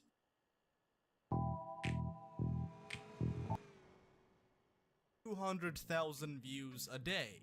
That is the amount of average daily views for all 1,300 something of his video uploads combined. So let's have a look at Sernando's most recent videos. Well, all of a sudden he's averaging a pretty low view count for such a big channel. Out of the 2,900,000 subscribers, Sernando very seldom breaks the 100,000 view mark. Meaning that if Fernando uploads a new video, waits 30 days, and then checks back on the video, then there's a good chance that the video in question will be sitting at around 10 to 20,000 views. Bear in mind that this is a channel with almost 3 million subscribers. So while Fernando may not be done for just yet, his channel performance sure has dropped. In fact, the vast majority of the views he gets on a monthly basis are not even from his newer videos. They're from old, clickbaity videos he made several years ago. So it should not come as a surprise to a lot of you watching this video that he's eagerly looking for a new cash cow to milk. And what's the cash cow, you might ask? Fortnite. Fortnite. Now, judging from the titles, Fernando is desperately trying his damnedest to relaunch his YouTube channel as a clickbait Fortnite content hub, and he's mostly failing. Every now and then he'll put up a new video which gets a decent chunk of views, but it doesn't even compare to the success he had with GTA 5. So, before this clickbait happy mega channel succumbs to an ever-increasing irrelevancy, I might as well take this as an opportunity to spit on the corpse before the funeral has even begun. Let's begin. Fernando is by far one of the most hated personalities in the Rockstar Games fanbase. Head on over to any of his recent videos and check out the comments if you don't believe me. You're almost guaranteed to see a bunch of comments from people who, like many of you watching, are fed up and want him out of the Rockstar Games fanbase for good. Now look, fair enough, every channel on YouTube with a sizable audience has a bunch of people who follow them around and just leave hate comments. Fair enough. I have some of those myself. Oh, and by the way, hello Camizilla, Jerix, and I don't know the other names. Bailey, that's one of you guys. Bailey. But like I said, that's a fair point. So I'll tell you what, I'll give you some examples of just how much people hate this guy. Now earlier this year, somebody actually made a change.org petition calling for YouTube to ban Fernando, and over 2,600 people signed it. So what happened? Well, a few months later, YouTube surprisingly did ban Fernando's YouTube account. But it wasn't because of the petition, I'll get to that in just a moment. So what happened when Fernando got banned? Well, I actually saw hundreds of people on Twitter celebrating his channel getting suspended. And it wasn't just on Twitter that people celebrated. Fun fact, if you type in Fernando on Google, then one of the very first results you'll see is a thread on Reddit, where almost 300 people celebrated his YouTube ban. But hey, all good things must come to an end, right? So Fernando did eventually get his YouTube channel back. So why do people hate Fernando? Well, for one, he's a liar. Oh yes, Fernando is basically the YouTube equivalent of Pinocchio himself. So before we proceed any further, let me give you a fantastic example of just how much of a lying little snake this guy is. Let's have a look at Fernando's post-ban video entitled, "Why I Was Terminated and Removed from YouTube." Now the first 2 minutes and 50 seconds of the video is all filler. Just a bunch of boring jokes and memes pushed into almost 3 minutes of watch time, serving as nothing more but filler. So, let's skip ahead. Hey, what's up guys? So, it's been a hot minute since I actually last spoken to you guys or even made a video at all. Now, just in case you guys are wondering, I completely forgot I'm even subscribed to this dude. He hasn't made a video in freaking months. I feel like this GTA 5 character is a good representation of how people felt about Fernando returning to YouTube. Well, what happened, man? Well, the reason why I haven't made a video in so long is because my YouTube channel has been completely terminated and erased from the platform alongside with my second channel. Now, that's kind of weird, right? A guy like me getting terminated randomly all of a sudden with no notification or letting you guys know whatsoever about what happened. Well, in today's video, I'm going to be explaining the whole situation and letting you guys know about everything that I've been through and went through the last couple of months while my channel was taken down. It actually takes him over half a minute to say what basically amounts to, I haven't been able to make any videos because YouTube banned me. Half a fucking minute. Now, the very annoying part about actually being terminated is not only that your channel is completely wiped out from the system. Yeah, that's not true at all. All of Fernando's videos, excluding the ones that actually got him banned, were brought back when YouTube revoked his ban. But also all the people who are making videos about you, just going ahead and defamating your name without no actual proof whatsoever, that just go ahead and, spread lies and stuff that they just pull out from their ass that's not true, and then all their viewers and subscribers just believe them. I you not. This is not somebody else talking. This is actually Fernando talking about how other people behave on YouTube. So when Fernando makes, I don't know, thousands upon thousands of dollars every month by lying to people, that's fine. When other people begin to talk about why he cannot do that anymore, that's when it's annoying and dishonest. That's when people are pulling things out of their ass. That's when people are milking something for views by lying about it. This sounds kind of familiar, doesn't it? Can we please change the saying pot calling the kettle black to Fernando calling somebody a liar? Because I feel like that's a way more easy way to point out hypocrisy. But hey, look, what do I know? I'm just some guy on the internet making bully videos and commentaries on the Rockstar Games fanbase. I think it's about time we learn something. So kick back, relax, and put your thinking cap on, ladies and gentlemen, because Fernando is about to educate all of us in how much of a legal badass he is. Now here's a legal tip that I learned from talking to multiple lawyers out there that can potentially save them from a potential lawsuit in the future with a different individual. Maybe you should say or state in your videos or news articles or anything that you talk about another person, and just say allegedly. That can save you a lot of potential legal problems. Just a little tip that I just want to throw out there that can, potentially benefit your future and avoid a lot of potential legal problems. 4 minutes into the video and already Fernando is waving the legal phallus around. Alright, check it out, audience. Instead of just talking about what happened to Fernando's channel, make sure to carefully use words like allegedly if you're gonna talk about him in a video or in an article. You gotta be careful, YouTubers and journalists. Fernando might just, I don't know, potentially smack you in the face with a potential lawsuit. Big emphasis on the word potential, by the way, because Fernando never sued anyone. Yeah, it's almost like he's potentially full of shit on that point too. It's fine and all, but the only thing I have a problem with is them misleading their viewers with fake information and lies. Misleading their viewers with fake information and lies. Misleading their viewers with fake information and lies. Need I say anything?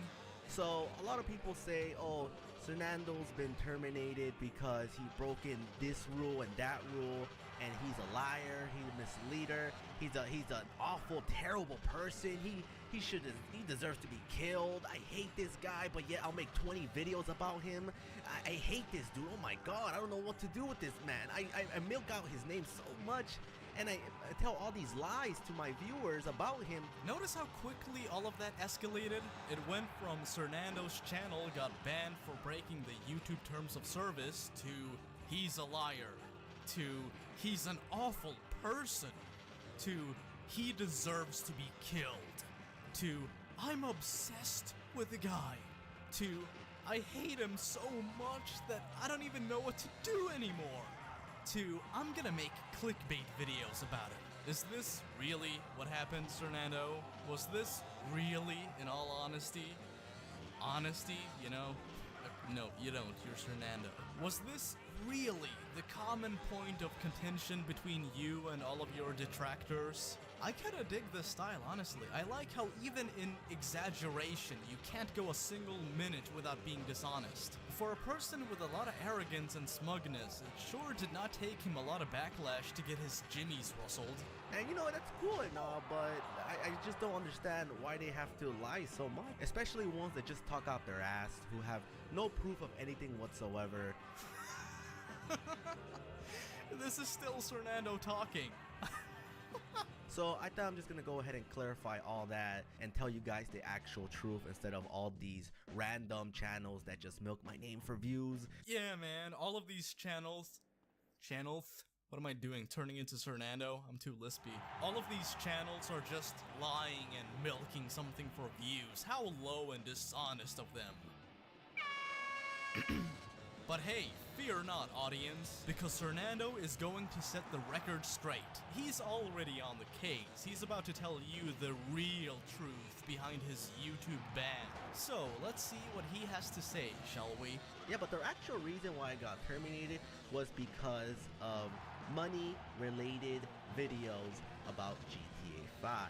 Now, I'm not talking about money glitches. I'm not talking about money methods. I'm talking about money generators. Now, apparently, I'm like the head honcho of this on YouTube. Apparently, I'm the guy who's supplying all the viewers out there with viruses about money generators and promoting the websites that actually go ahead and host these things in order to scam and, you know, get my viewers and subscribers viruses and all that type of stuff. Yeah, but that's the reason why I got terminated, because of these money generator videos where I warned my viewers and subscribers to not fall for them and get scammed by them. And I guess watching the video and me telling people to not fall for this type of stuff, do not visit these type of websites, and avoid downloading these things 20,000 times in those videos. Apparently I still didn't do a good job in trying to convince people to not do them. Apparently YouTube and their automated bots who pick up on this type of stuff on the website actually thinks that I'm the bad guy here and I should be erased completely off YouTube for this. So yeah, that's the reason. Oh, my poor baby boy. Oh, this is a horrible misunderstanding. Fernando was just trying to protect us all from the wicked evilness of GTA money scams. And YouTube had the sheer audacity to ban him. Is there any justice left on this planet? Audience, please. Wait a minute, hold on. What's this? Oh, it's the YouTube notifications Fernando showed us for a couple seconds. Let's read it, shall we? Attention! As you may know, community guidelines describe which content we allow and don't allow on YouTube. Your videos, GTA 5 Online Money Glitch 2017, Money Glitch GTA 5 Online, in brackets, not patched, GTA 5 Online Money Hack / Glitch 2017 were flagged for review. Upon review, we've determined that they violate our guidelines. We've removed them from YouTube and assigned a community guidelines strike, or temporary penalty to your account. So, let me get this straight. In the videos you mentioned, you were supposedly just protecting your audience from potentially getting scammed in GTA 5. Yet the video titles are obviously designed to get people to click on the videos in hopes that they're gonna come across legitimate GTA 5 money hacks and glitches. Just give me a second. I gotta process this in my tiny little noggin. Oh wait, I got it. It's still clickbait. Even though there's no way for me to travel back in time and watch these videos since they're now gone, I don't think I need to do that. Fernando, listen, buddy. No matter how you slice it, you still broke the fucking rules. You made 3 videos luring people in with what they thought would be some GTA 5 hacks, and instead they ended up getting the typical rambly Fernando video, bereft of the very thing the video titles and thumbnails obviously indicated. You did, whether you decide to acknowledge this or not, break the TOS. And I think it's kind of interesting how your go-to response in this situation is to make the most absurd strawman argument I've ever heard. So a lot of people say, oh, Fernando's been terminated because he broke in this rule and that rule, and he's a liar, he's a misleader, he's an awful, terrible person, he deserves to be killed. I hate this guy, but yet I'll make 20 videos about him. I hate this dude. Oh my god, I don't know what to do with this man. Now the rest of Fernando's video is the same type of shit we saw throughout the first 5 minutes. Fernando plays the victim, dishonestly portraying himself as a misunderstood saint of the Rockstar Games fanbase who did nothing wrong at all, and anybody who talked trash about him when he got got banned or even acknowledged the reason for why he got banned, did so dishonestly for views. Like I said, Cernando calling somebody a liar. To wrap this video up, here are my thoughts on Cernando as a person. In all honesty, sometimes it kind of annoys me when people call Cernando a YouTuber. And it's not because he isn't one, because he technically is, but it's because he's a businessman more than he is a YouTuber. And this becomes all the more apparent the more you look at his behavior on YouTube. Let me give you some examples of this. Every video on Cernando's channel for the past 2 years have been 10 minutes long at the very least. Now why is this? Well, as a lot of you know, that is the minimum video length for a video to be allowed to have multiple ads on it. And by the way, speaking of multiple ads, let's have a look at how often an ad appears on Cernando's videos. Now most of the videos you'll see on Cernando's YouTube channel follow a basic formula. Click on the video, there's a good chance you're gonna see an ad. 10 seconds in, you'll see another ad. 2 minutes and 20 seconds later, another ad. 2 minutes and 30 seconds later, another ad. 2 minutes and 30 seconds later, another ad. 2 minutes and 30 seconds later, you guessed it, another ad. So why 2 minutes and 30 seconds? Well, that's because it's close to the absolute minimum amount of time required between each allowed ad break. Have you ever wondered why Cernando and lots of other GTA 5 YouTubers take so long to get to the point of their videos? Well, now you know. They shovel in as much filler into their videos as they possibly can until enough ads have popped up, at which point they're gonna move on to the actual topic of the video. This explains why Cernando's GTA 6 unboxing videos are full of him repeating the same point over and over and over again. Grand Theft Auto 6, Grand Theft Auto 6, Grand Theft Auto 6, GTA 6, la la la la. Look at this! Grand Theft Auto 6, oh my god, Grand Theft Auto 6, Grand Theft Auto 6. So as you can see right here, we see the Grand Theft Auto 6 box art for PS4. Grand Theft Auto 6! Grand Theft Auto 6. Here you guys can see it's for PS4, GTA 6 for PS4. So here it is, everybody. GTA 6 PS4 edition. So in other words, as far as content and video ads go, it's by design to make as much money as possible. But hey, what about the titles and thumbnails? You tell me. If you've ever been curious as to how Cernando runs his YouTube channel, here's a rundown. Dishonest thumbnails plus filler commentary equals easy views. Easy views means more watch time means more channel and video recommendation by YouTube. More recommendation by YouTube means more views means more ad revenue, and more ads means even more ad revenue. Every single Cernando video have been made exclusively for monetary gain at the expense of deceiving the audience, including his own ever-diminishing fan base. And the cherry on top is that when Cernando gets caught, he does what any slimy douchebag businessman would do. He simply retells the story from the perspective of a misunderstood good guy. Never mind the many times he has laughed his way to the bank by deceiving people, because when Cernando gets caught lying, according to him at least, it's just a misunderstanding. And when anybody points out that he's lying, he accuses them of lying about him lying.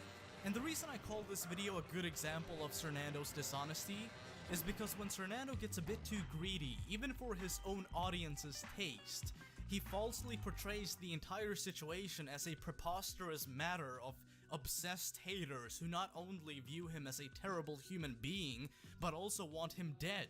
And when he finally gets penalized for being what basically constitutes a con man, what happens? Oh, well, he gets a weak, limp-wristed slap on the wrist from YouTube.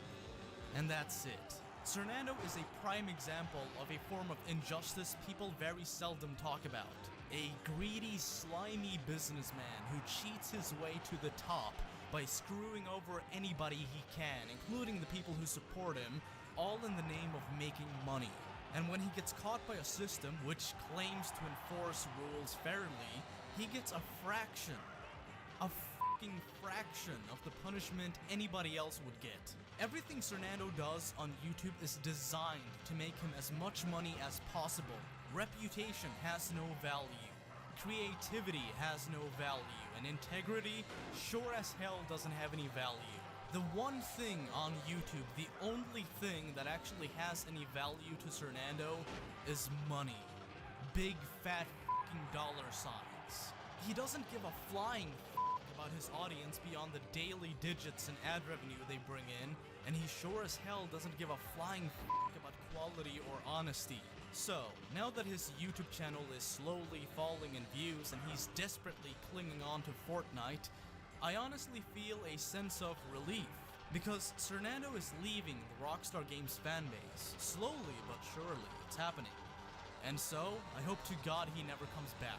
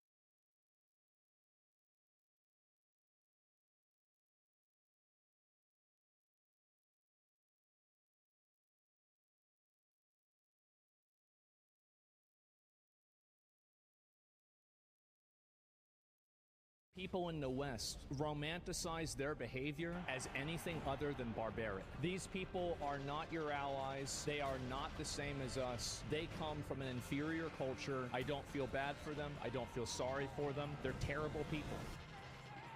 Recently, the one and only Asmongold, who you've probably seen in your YouTube recommended because you accidentally clicked on one of his videos, watching another video in its entirety, and now every single other video you're being recommended is the exact same thing. Well, what actually happened the other day is he was banned from Twitch, and this is because of certain things that he said.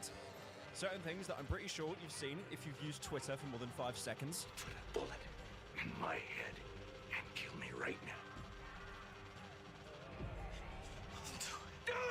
Now, this ban is a temporary one. It isn't a permanent one, but I still think it's more than fair enough to talk about it. What Asmongold did, and this is the reason why a lot of big commentary channels like Critical will not talk about it. If you talk about anything to do with politics, anything at all, you're screwed, right? Honestly, on the internet right now, unfortunately, it is better to pick a side than to have no side at all. Because, you know, if you're left-leaning, the right will hate you. If you're right-leaning, the left will hate you. But then, if you sit in the middle with milquetoast takes, everyone hates you. So I can already feel like the aura coming around me right now of me even talking about this topic. So Asmon went on a tangent about the ongoing genocide happening in Gaza regarding Israel and Palestine, as well as some comments aimed towards Palestine and Muslim people in general. And believe me, there were some comments, some words were said. So the clip started off with Asmon talking about how genocide is built into Sharia law. And then he says he's not going to cry them a river or really care about them because, in his own words, they are terrible people. If you want to consider a genocide as a systematic killing of a group of people,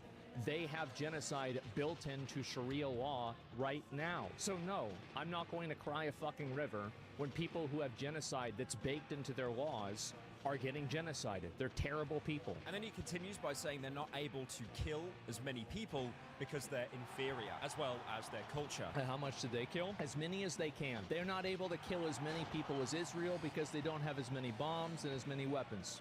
But if they did, they'd be doing the same thing. These people are not your allies. They are not the same as us. They come from an inferior culture that is horrible. It kills people for their identity, and it is directly antithetical to everything Western values stand for, and it is an inferior culture in all ways. And then he ends the clip by basically saying he doesn't feel bad for them, he doesn't feel sorry for them. It is that simple. No, I don't feel bad for them. I don't feel sorry for them. I don't care. I don't support them. And then a separate clip surfaced of Asmon basically saying that Palestine people are barbaric. And you know what else is disgusting? That people in the West that enjoy more privileges and freedom than anywhere else in the world romanticize their behavior or their lifestyle as anything other than barbaric. So yeah, the clips going around in general is basically Asmongold directing a lot of hate towards Palestinian people. And then not too long after that, Hassan Pico found these clips and then reacted to it on stream, which really isn't surprising because Hassan has always been someone that talks about, political related content. And again, when a streamer becomes political people tend to cover that. So in the stream, Hassan is basically pleading to Asmongold to get off Reddit, go outside and talk to someone instead of continuing to share this hateful rhetoric. And then there was a comment in Hassan's stream that he responded to because, as we know, if he sees one bad comment, he gets stun locked for 30 minutes talking about it. But there was someone in the comments basically saying, you do the same, but for the other side. You don't go against Palestinian people, you go against Jewish people. This is what people think you say about Israel? I know. Like, if you were to say this about Judaism, understandably and rightfully, you would get banned. And you should get banned. Like, if I were to ever say this about, like, oh, Jewish culture is this way, I would literally be Adolf Hitler, okay? It's fucking ridiculous. For the record, I don't believe that about Judaism, regardless of how much my psychopathic rabid haters try to claim. I believe it. Asman then asks to call Hassan so they can have, like, a debate about it, which is the one video on YouTube I would never want to watch in my life. So Asman, for his statements, got a lot of backlash. Now, Asmongold is no stranger to drama, but usually what happens when Asmongold gets into any kind of trouble, he'll basically chalk it up to being like, haters or the woke mob. But this was such an insurmountable amount of hate that he kind of had to backpedal a little bit. So he basically put out a statement saying that he was a bit of an asshole towards Palestine, as well as saying no one should be getting killed. That is regardless if they do anything against his personal views. He then concluded the tweet by saying he'll do better next time, which is like kind of on the YouTube apology tier of, I'm going to take some time to reflect. But that apology, whether you're a fan and you accepted it or you're a hater and you didn't, it didn't really matter because Twitch ended up banning his alt account. So at the minute, if you check, Zach Raw is banned for supposedly 14 days. But what's confusing is his main account, Asmongold, still isn't banned, but to be fair, he really doesn't use that account that much anymore. So a day later, Asmon posted a response video. I've also done a response video in the past, so we've all been there. I also want to say as well, I know this is really off topic, but I saw a TikTok the other day of someone doing like a fan edit of the My Response video. He's provided a lot of proof like this to show how much of a degenerate I was. And I mean, I agree, you got me. Now, the whole world pretty much knows what I jerk off to. You guys suck so much. Seriously, stop doing that to me. So yeah, he posted a response video saying what his plans are going forward and also the reasoning behind the Twitch suspension. Now in the video, he does seem to be very frustrated with himself and he takes accountability for his opinions and his behaviors over the past couple of years. I think this has been something that's a long time coming, and I actually think that this is something that not only I deserved, but it's also something that I needed. I think that getting suspended in this, I hope that it's one of the best things that's ever happened to me. And I don't know whether that's going to be true, but I'm going to try to do things differently and make sure to live up to that reality. He then realizes that many creators and fans want to actually help him and talk to him on a personal level on why his remarks, as he says himself, are awful. He also especially feels really bad for the long-time fans that have been supporting him for, well over 10 years because Asmongold, he is an old head. He's been doing this for a very long time. I mean, I'm coming up to nearly 10 years of YouTube and I feel rotting already. I'm getting all these people making negative comments for me. Everybody's telling me oh, kill yourself, I hate you, everything like this. Do you know who reached out to me? And they wanted to talk and have a conversation and see if I was okay. People that were Islamic and people that were fucking family in Palestine. And how humiliating is that? I feel like such a fucking stupid asshole. I really do. I've been spending a lot of time talking to those people, and I've seen people fans of mine. I had viewers messaging me on Discord, why are you saying this? Do you want to talk? Do you want to, I'm willing to talk to you, and let's try to work this out, right? We love you. And I scrolled up on their messages, and these are people that messaged me in 2016, 2017, 2018, I love your content, I love your stream, I love you, right? And now they get to hear this from me, and I just feel like such a stupid, belligerent fucking asshole. He also goes on to say that he doesn't like apologies, and he also believes that actions are stronger than words and wants to be held more accountable for that in the future. He also speaks about how streaming has overtaken his entire life because, as you know, Asmongold is kind of like XQC. They stream degen hours. I mean, personally, the most I was streaming was probably like 3 hours a day. Maybe I'll do like the occasional 7-hour stream, but after that, I'm old, bro. I need like 2 to 3 days of rest after that. But these are people that just constantly stream 12 hours a day. Pirate Software is another name that comes to mind as well. Just insane streaming stamina. But when you make streaming your entire career, it does also kind of become your life. For the past, like, I would say like 10 years or so, if you look at my life like this, I would have said 10 years ago, or maybe 8 years ago, streaming was like this, right? YouTube was like this. And now, I would say that my life and streaming are basically the exact same size. And what I mean by that is that streaming is my entire life. Doing this is my entire existence. And I think that the process of that has been extremely unhealthy for me. And I think that what it's done is that it's allowed me to become such a one-dimensional person that I'm not even a person anymore. It's like I'm in Dark Souls, I'm going hollow or something. And I think about like all the, you know, like I made a list of all of the things that I'm not doing in my life that I should be doing. And I was writing it down and I'm like, you know, fucking like, I'm just going. I'm like, oh my god, I think it'd be shorter if I transcribed the Bible. Like, this is insane. And again, I know I'm going a little bit off topic, but I think that's one of the reasons why Critical took a little bit of a step back. You know, he doesn't really talk about insane, you know, charged drama content like I'm talking about today. He doesn't stream as much as he used to because I think he kind of realized, I think he said himself in a video as well, I don't want to speak on his behalf, but as a creator, your life can become so terminally online in the worst way possible that any take comes from something you saw online, your entire life becomes something online. And I do want to mention this as well. I remember that Jacksepticeye uploaded a video a couple of days ago saying help, and he went into like, you know, a little bit of a personal tangent, how the internet right now is just full of hatred, it's full of anger, full of reactionary content. So he's basically saying that he wants to make changes going ahead and also to be able to live his life for once. I know there are so many people out there that love the guy and defend him, and if you watch him, fair enough, but I think we can all come to agree for one take in this entire video, the guy lives like an absolute degen. There are multiple clips online of just him doing the most inane things. Like, for example, that one time when he was drinking water and he was absolutely repulsed by it because it wasn't Coke.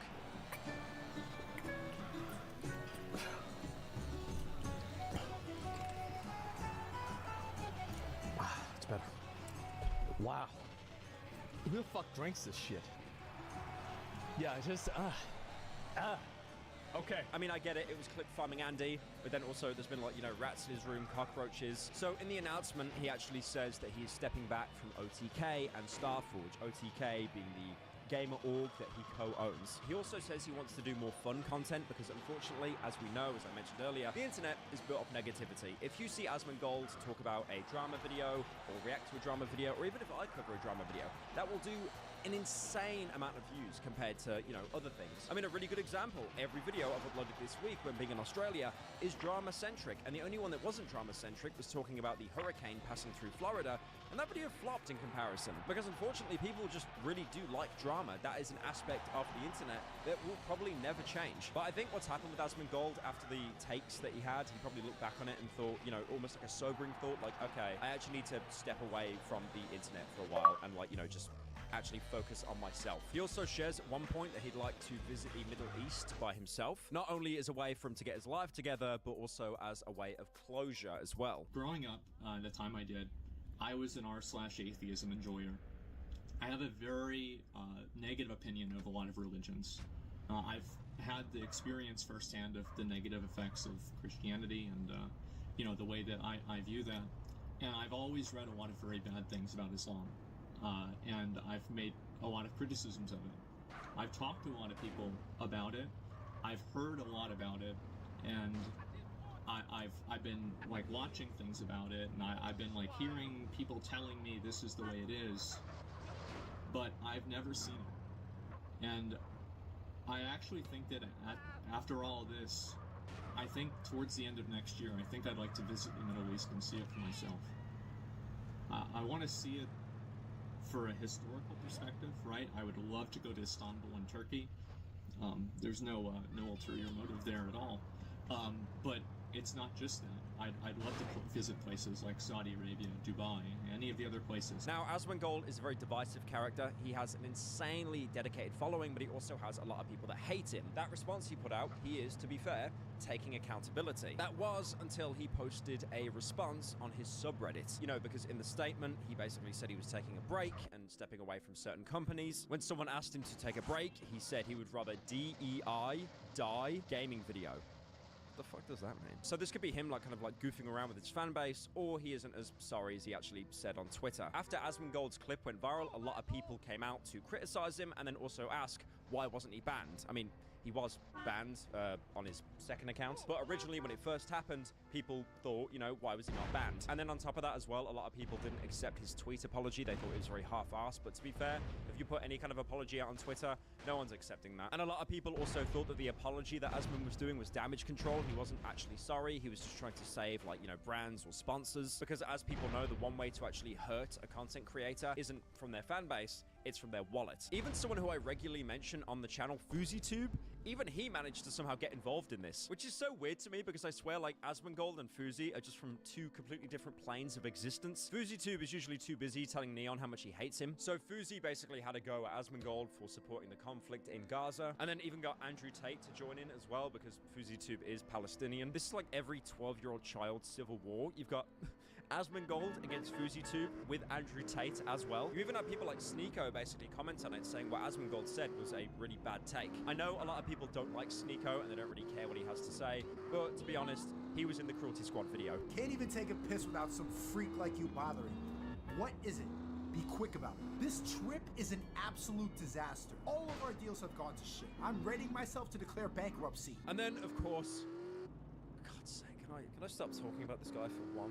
Aiden Ross. This is like the 5th video in a row of me talking about this guy. Can we stop like involving him in everything, please? So Aiden Ross had the most clip-farmed take imaginable. This is like CEO levels of clip farming. So he didn't agree with Asmongold, but then made it about Hassan, wanting to get Hassan banned for, and I'm quoting here, showing a terrorist propaganda brainwashing video. I also do want to call out Twitch for being hypocritical and biased.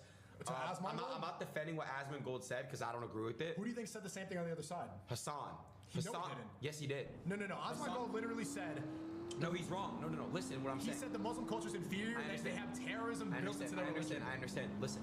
But Hassan should put on a brainwashing terrorism video. Yeah. And nothing happened to him. I think they should both be banned. I think Asmongold, what he said was wrong, and I think what Hassan said was wrong. I think they both said wrong things. It's crazy that I'm the one defending Hassan right now, but there's a difference between playing a video and literally saying terrorism is built into their religion and they deserve death. And then, of course, there are a bunch of people dogging on Asmongold, saying the time he's going to take off now will be to probably clean his room, clean his house. I mean, as we know, he's been very open about his living situation. It's been infested with rats, ants, opossums, and roaches. There was one tweet in particular where he called out saying that Palestinian people were inferior, but then the tweet also pointed out his living situation. But surprisingly, Asmon is actually taking it upon himself to clean his entire room. And no, he won't be doing the streamer thing of hiring a cleaner, he'll be doing it all himself. I'm going to try to, like, I don't know, like, clean up part of my house. I'm going to try to do this, and I'm not going to hire a cleaner. I think I need to do this for myself.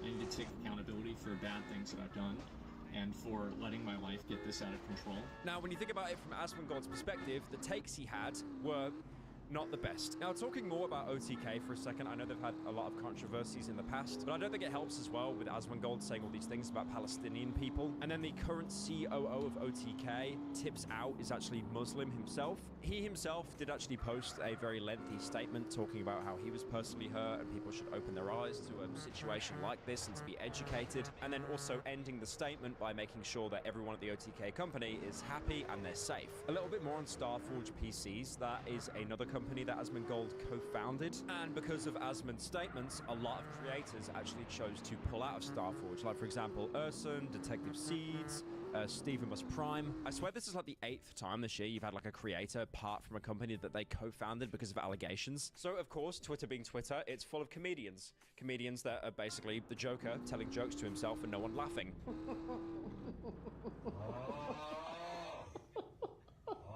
Now, that being said, some of these tweets were actually kind of funny. Like, for example, when Asmongold got banned, they did the Dark Souls font Roach squashed. There was also 4 items you can use to celebrate Asmongold's ban on Twitch, and it's just like a bunch of like body washes. And then someone quoting Asmongold with the Austrian painter. There's also Jay Aubrey, who makes really good documentaries. You should definitely check him out.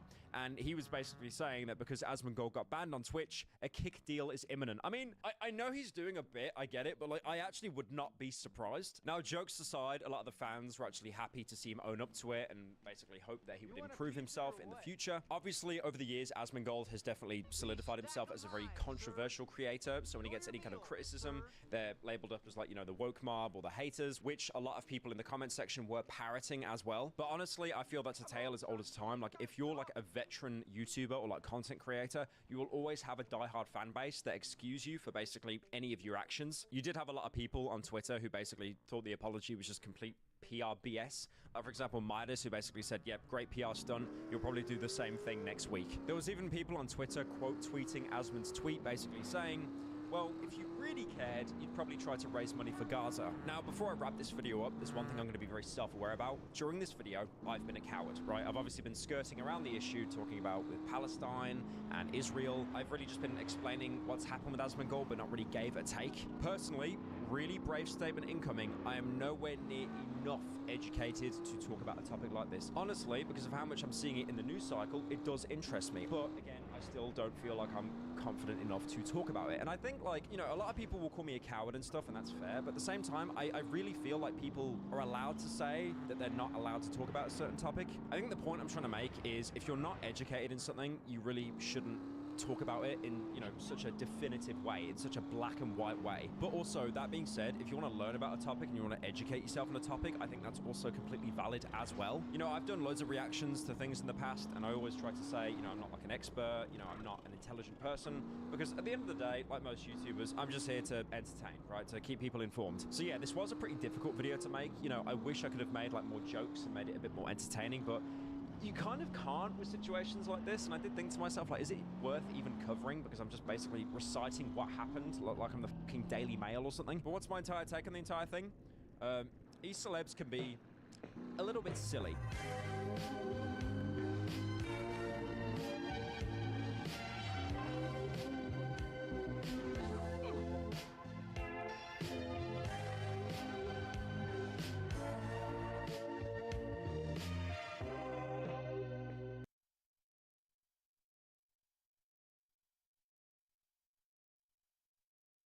I have received thousands of leaked messages from an official MrBeast work chat. I verified the legitimacy of these chats with multiple former employees, and let me tell you, they are absolutely insane.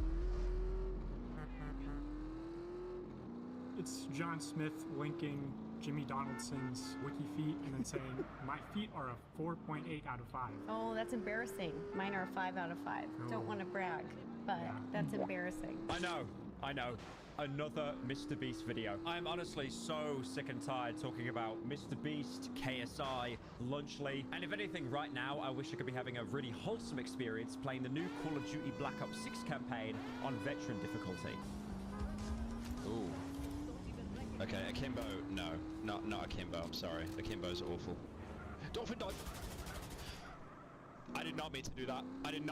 But this one is really important to talk about because apparently the FBI are now getting involved. So as of late July this year, MrBeast and his company have been involved in a lot of hot water, to say the least. They've been involved in a lot of controversy, and it only really seems to be getting bigger and more complicated as time goes on. Now, there are many moving parts here. There are a lot of seasons of the MrBeast courtroom drama, so I would not blame you if you forgot certain aspects. In late July this year, there were allegations, very serious ones, levied against Ava Chris Tyson, who's a very close friend of MrBeast at the time, and also an employee. I've already talked about what those allegations are at great length, and I'd also like to keep the video under 3 hours. But basically, Ava came out with a tweet saying that she's leaving the company, they're ending it amicably, only for Mr. Beast to shortly come out afterwards saying, no, you're being booted off and also you're being investigated. And very shortly after that, an ex-Mr. Beast employee had a YouTube channel called Dogpack404 where he uploaded a lot of expose videos on Mr. Beast, his management, his company. There are a lot of allegations in the first video, like for example talking about faking and rigging challenges, entire videos, running illegal lotteries, targeting kids with these business practices, and also selling fake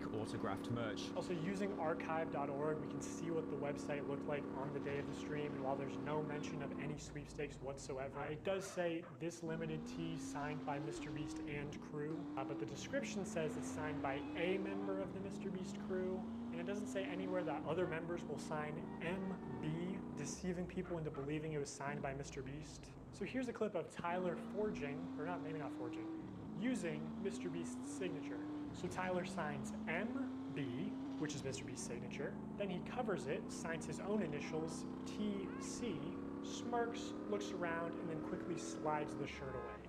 Now, there are a lot of people in the background who don't like Mr. Beast. You know, they might make like a little jab about him on Twitter or in the private group chat, say that they don't like his content, but this was the first example of a huge expose made on him that got tens of millions of views, and at the time, and still is, a really huge deal, to the point that news outlets actually started to report on it. Not just like commentary slop channels, but actual news outlets. There were companies like Metro, Sports Illustrated, and of course, the most reliable journalistic source of integrity, Know Your Meme. And for whatever reason, that exposed video actually has its own IMDb page as well. To be fair, apparently I have my own IMDb page as well, and also the Huck Tour podcast has its own IMDb page as well. And for a brief time, ironically, it was actually voted higher than the entirety of Breaking Bad. So at the end of August, Dogpack would release 2 more videos. And as of recording, these 3 videos are the only videos on that channel right now. Now, one thing I do find really bizarre about these videos, I'm not sure whether it's like a YouTube algorithm thing or the fact that the news cycle is just so quick, people forget about things after like a day they come out. But if you look at the Dogpack videos, the first video, 15 million, that is insane. And then the second video, 12 million views. That is still insane numbers. But then the third one only has around 3 million views. That is like a good 70% drop off. Like again, I know everyone's got ADHD. The way the news cycle works, people forget things like as soon as they, I mean, people watching this slot video, you'll probably forget half the things that I've said after this video. But even taking that into consideration, that is a insane drop off in views. Now in Dogpack's second video, he talks more about the mistreatment of employees and contestants within the Mr. Beast company. Now Dogpack throughout this video is interviewing Jake Weddle, who's also a comedian as well. And I would also like to specify sometime after this Dogpack video came out, Mr. Beast on his Twitter account or someone on his Twitter account reached out to Jake, basically apologizing for what he went through, saying it obviously affected him and offering him a cash sum of money. In the same video as well, they also talk about someone called Delaware, who is an alleged sex offender that Mr. Beast actually hired at one point, even after allegedly knowing his past convictions. But when I was there, they called him Delaware. It's like, why do you call him Delaware? I didn't know. Apparently they called him Delaware because he's not allowed to go back to Delaware. That's his nickname? Colloquially? But, you know, yeah, it's Delaware. Don't ask him why. Yeah. And then the third video, which, like I mentioned earlier, has a lot less traction than the previous videos, that talks about alleged predators, sex offenders, and abusers that Mr. Beast had let into his company. Again, all allegedly. And apparently as well, there's sort of like boys club mentality within the workplace. Now, I do want to say I am glossing over a lot of what was brought up in these videos, a lot of the topics, because again, if I were to explain everything that happened within these videos, this video would probably end up being longer than Darkwood. I'm just trying to give like a little brief summary because obviously jumping into what's happening right now, it wouldn't really make a lot of sense to some people that haven't been caught up on the entire Beast allegation universe. Again, I'm sure many of you already know this. Many of you are already caught up, but like I've said earlier, the internet highway, it moves incredibly quickly, especially when you go into places like TikTok and you'll just see like 7 news stories all happening like on the same day. So in the description of his last video, Dogpack basically said that he was waiting for Mr. Beast to address the allegations himself before dropping another video. Now, so far, Mr. Beast hasn't said anything himself, at least publicly. Mostly, he just went on with the launch of his product with KSI and Logan Paul. Lunchly, as we know, I have done let's say a couple videos talking about it. Now, there definitely was a very bizarre stalemate situation here. Ludwig basically said on a video that he talked to MrBeast personally and Jimmy was going to respond to these allegations when Dogpack released all of his videos. He was basically just waiting for Dogpack to fire all of his rounds, probably so he wasn't caught in like kind of a gotcha moment. So again, it's this awkward stalemate. MrBeast didn't really directly address it. He just went on to continue uploading as usual. Although I do want to point out there are some news articles at the minute that are basically saying that the allegations have actually affected his brand to the point that he's actually getting less views per video on average than he did before the allegations. And I know you're sick of it. I have done an insane amount of Lunchly videos, but the reason why I'm bringing it up is because when MrBeast announced the launch of Lunchly, which was basically a collab between Feastables, his chocolate bar, and Prime, the drink, and then some food mixed between, people that probably forgot about the MrBeast drama were actually reminded, wait, doesn't this guy have allegations that he didn't actually address yet? What's up with that? And that's one of the reasons why I think personally Lunchly got a lot of hate. It would have definitely been criticized anyway as a cash grab, but it was definitely supercharged because a lot of people were reminded because of him launching a brand that MrBeast exists, and also he has current allegations that have gone unaddressed. And probably as well on top of that, the fact that it was tied in with Logan Paul. Oh god, I'm fucking tired. Now I can talk about the whole Dan TDM thing with Lunchly for the 50 billionth time. I'm not going to bother. I'll just show it on screen. You've already seen it. But one YouTuber in particular who was definitely talking about this a lot was Rosanna Pansino. So if you don't know who Rosanna is, she's a YouTube veteran. She's been on the platform for an incredibly long time. I thought I was an old head for doing YouTube like 6-7 years, but some of her videos go back like 10 to 12 years. If you sort by her most popular videos, you can see that 10 years ago, she was getting sometimes hundreds of millions of views. It was basically like kind of cake, food craft kind of content, making a cake look like Elsa from Frozen. Now, to clarify, Rosanna is not a drama channel. She's not a commentary channel. She was originally known for making pretty wholesome, uplifting content. But despite that, she still became one of like the most outspoken critics against MrBeast and his company. Now, for context here, Rosanna did actually participate in a MrBeast video. It was a hide and seek challenge. Now, Rosanna originally in the video ended up coming third place, but despite coming in that place, she was actually swapped out in post with another creator. Now, after that, she was already talking about how it was incredibly unfair that she was swapped out last minute. But what I think has happened is behind the scenes, a lot of people have reached out to her privately, basically saying, okay, I've had problems with MrBeast, I've had problems with this company, and she's using basically her huge platform to voice other people's concerns. And this all culminated when, like I said at the start, she's reaching out to the FBI regarding MrBeast, which for me is crazy because with like YouTube drama and allegations and stuff, the most that happens is you get a video made on you or you get like a copyright claim or something. But going to the FBI, I genuinely don't think that has ever happened before. So Rosanna has made a lot of videos being critical of MrBeast, like for example Lunchly found some mold in it, and so did a lot of other creators as well. But more recently she's uploaded a video going over with Dogpack404, who also made the MrBeast Exposed videos, going over an alleged Telegram group chat, a work group chat between MrBeast and his employees. This chat also includes Ava Tyson, who obviously doesn't work with the MrBeast company anymore for very obvious reasons. Now, there are a lot of edgy jokes in this group chat. There's a lot of sexual jokes as well. I do want to say, by the way, at the end of this video, I'm going to go over the video itself in much greater detail, but again, now, just for context, I'm giving up the Spark Notes version of everything. Now, Rosanna's main criticism is this is a work group chat, and these conversations were inappropriate and unprofessional.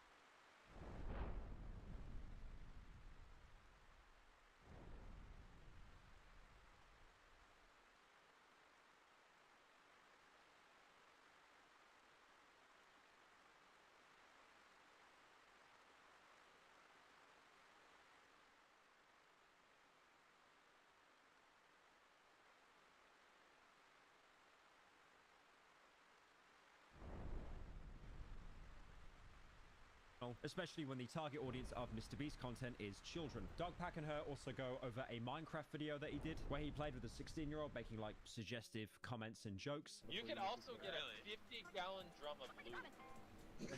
Did he just say a 50-gallon drum of lube? Yeah. That's like P. Diddy level. This reminds me of P. Diddy where they found all the baby oil. So he's making lube jokes with like a 16-year-old. That's not appropriate anywhere, but that's definitely not appropriate in the workplace. So the TLDR, which I'll go over later in the video, is there were really inappropriate conversations in a private work chat. But more importantly, there were some pretty telling images of Ava as well, like the way that she was behaving in the chat, which on their own would have definitely been weird and questionable, but I think it's more the fact that we already know what she's been exposed for, and then this on top of that, it really just kind of portrays the kind of character that she was. And as we know, Rosanna, who was sent these by an apparent MrBeast insider, has taken all of these conversations from this group chat and forwarded it to the FBI. Now, will the FBI actually do anything? I'll be honest, probably not. I would be very, very surprised if they actually took action against this. I mean, MrBeast is a big name. He's a household name. But I think with the way how law enforcement works, I don't think any action would be taken. That's me personally. I could be completely proven wrong and they actually do look into it. And then MrBeast in court will probably just say, Your Honor, my defense, the boys' group chat got leaked. Now, there is one very small point in that video which a lot of people have brought up. So about 5 minutes into the video, Dogpack alleges that Ava sends a pretty sexual, partially nude photo of what is supposed to be a 13-year-old girl. So Ava Tyson sends a photo of a young-looking girl in a sheer top. And then he also backs that up with an actual screenshot. And then below that, you can see Ava herself saying that she believes that this is a 13-year-old girl. So this photo is allegedly of Ivanka Trump when she was 13. Ava thought that this was possibly a 13-year-old, and she's posting it in a work chat. And then I've done reverse image search, and I mean, it seems plausible that it is. Now, one thing I do want to point out in this first is you'll notice the blur around it, how it appears like before the image actually appears. They did censor this image out in the video, but they didn't like censor it out enough, so they've then actually had to use the YouTube studio to go ahead and censor the entire thing out. And in that screenshot, Ava is basically alleging that this is a 13-year-old girl and it is Ivanka Trump. Now, Dogpack says in the video it could be Ivanka, and he thinks that there's a resemblance, but obviously he's not sure and he can't actually 100% confirm that. A lot of people on the internet are labeling this picture as Ivanka Trump. I can't find any definitive proof that it is, but it looks like her. It does look like her. Whether it is or not, he obviously criticizes Ava for sending an image like that in a work chat, you know, under the impression that it was an explicit photo of a 13-year-old. Yeah, it looks bad. And I can't confirm or deny if it is. I mean, it seems plausible to me, but either way, like having Ava Tyson saying, oh, this photo's allegedly Ivanka Trump when she's 13, and it's clearly sexually explicit. You can, you know, she's wearing a see-through top. I'm just not really sure why you would share an image like that at all, specifically in a work chat as well. But there was actually a clarification. Shortly after this video went out, Dogpack actually ended up putting a tweet out. Now, he does say that he looked it up and he found out that this image was Ivanka Trump, but she wasn't 13. She was actually 18, and it was taken for a British GQ magazine shoot. This photo shoot happened all the way back in April 2000. So she was an adult and basically everything was above board. The reason why it was so hard to find this image is because it was an old image, not that it was an illegal image. So obviously Dogpack was criticized for like even implying that it was a 13-year-old. I mean, to be fair, in that tweet, he basically did a massive self-report. You know, he didn't try to like double down or anything like that. Now, in the tweet, he did defend himself because he said that in the video, he never actually said explicitly that Ava was sending images of a 13-year-old. You know, he was still saying that it could be Ivanka, not it is Ivanka. Now, this leaves Dogpack in a very awkward situation because what's happened now is possibly he could be open to a libel lawsuit. And I think at the minute, Rosanna and Dogpack have a lot of backing behind them. There are a lot of people that don't like MrBeast. But I also think at the same time, if they make one single mistake or one single error, that can then be used to try to, you know, tear apart any allegations they've had so far. And people were also quick to point out that Dogpack has made an error in the past as well. There was a specific person he talked about at one point called James Warren, who he alleges that had a past charge of domestic violence. Shortly after these accusations, he actually walked back these claims. That was a tweet all the way back on the 5th of September. The charges are real, but they apparently belong to an entirely different James Warren. But at the time, he claimed that they belonged to the James that worked at the MrBeast company because of all the jokes people would make about him around the workplace. Now, this isn't a video to attack Dogpack or try to, like, you know, debase him or anything, but I do think if you're going up against like a titan of a YouTuber with allegations, you need to make sure that every single accusation, allegation you have is completely watertight, because if one of them isn't, they will definitely use that against you as a counterpoint. Now, this is obviously an ongoing situation. I have no idea what's going to happen next. I'm not sure if the FBI are actually going to get involved or not. Obviously, Rosanna is still continuing to make videos on MrBeast. Between Dogpack and MrBeast, there is, like I said earlier, a little bit of a stalemate there. I'm not sure if MrBeast is going to address anything. He might do it in a video. He might do it in a tweet, or, you know, imagine MrBeast doing a response to a twit longer. It's obviously a weird situation because you've got Dogpack, who is one person, going up against MrBeast, this entire company, and then MrBeast, who is the head of his company. Also, any choice that he makes will heavily impact his company. It could affect the employees, you know, people like on the board, the MrBeast chair board, if there is one. I think the only way I can really round off this video is by doing like a little summary of my stream, basically reacting to the Rosanna and Dogpack video, going over this group chat, because again, it is just such an ongoing situation. I'm really not sure how to round off this video. Rosanna Pansino has reported Mr. Breast to the FBI over allegedly leaked group chats between his co-workers. His group chats include racial slurs, inappropriate jokes about minors, and other explicit material. The messages from Telegram. Why are you using Telegram? The only people that use Telegram are Russians and furries. Like, even I don't use Telegram. I mean, his views, I don't know if his views have taken much of a hit, because that's the real kryptonite. Like, if your views go down, it's over. Weird. 7 days exploring an underground city. Ooh, 80. Okay, am I cooked, or is 80 mil in 2 weeks for MrBeast bad? I just like that comparison though. Like 80, like saying 80 mil is bad, and then meanwhile, like Darkwood is only on like, what is it, on 4.2? Like, it's just, it's so crazy how like inflated, okay, wrong word, how distorted the YouTube landscape is, saying that 80 million views is low. I don't even think kids enjoy the content. I don't know. It's like whenever I go around to like a family member's house and they've got like a really young niece or nephew or something like that, they're always on the iPad and they're usually watching MrBeast or like Coco Melon. And then you take the iPad off them. It's like, no, don't watch that. I saw this one guy. I went round to a mate's house and he had a friend, and the friend's kid was there who was like 6 years old. And she was on an iPad playing Roblox, which is like fairly normal as long as like, you know, the parents watching, right? Wait, no, she wasn't. Oh my god, yes, she was 6. Isn't it like 13 to use that game as well? Okay, wait, that's bad. But the point I was trying to make is like, as long as they're like parents are supervising, that's fine. But the real point I'm trying to make is she was playing Roblox on this iPad, but then she had a TikTok compilation playing on the top right of the screen, like Subway Surfers. And I was like, there is, bro, Gen Alpha is going to be the first generation where more people have attention deficit hyperactive disorder than don't. Like, this is going to be like engineered ADHD, man. Also, I want to give you a quick trigger warning. Anti-Semitism, incest, and one message even allegedly contains a sexually explicit photo of a 13-year-old child. Again, this is a work chat. I'll be releasing many of these chat messages as I sort through them over the next few weeks, but today I'm just going to focus on showing that MrBeast... It's so strange. It's content made entirely for attention. No lessons, no morals, or anything. It's just fine. Yeah, I think Drew Gooden made a very good video about, like, how everyone is, like, fighting for your attention now. He made a very good video on that. Yeah, I think everyone kind of gets that kind of, like, oh, the boys group chat got leaked. But obviously, if it's a work chat as well, that's still, like, kind of... allegedly supporting Shadman, an artist famous... You know what? When you look me up on Google, the first result is me with a guy dressed up as Shadman. Like, are you actually joking me?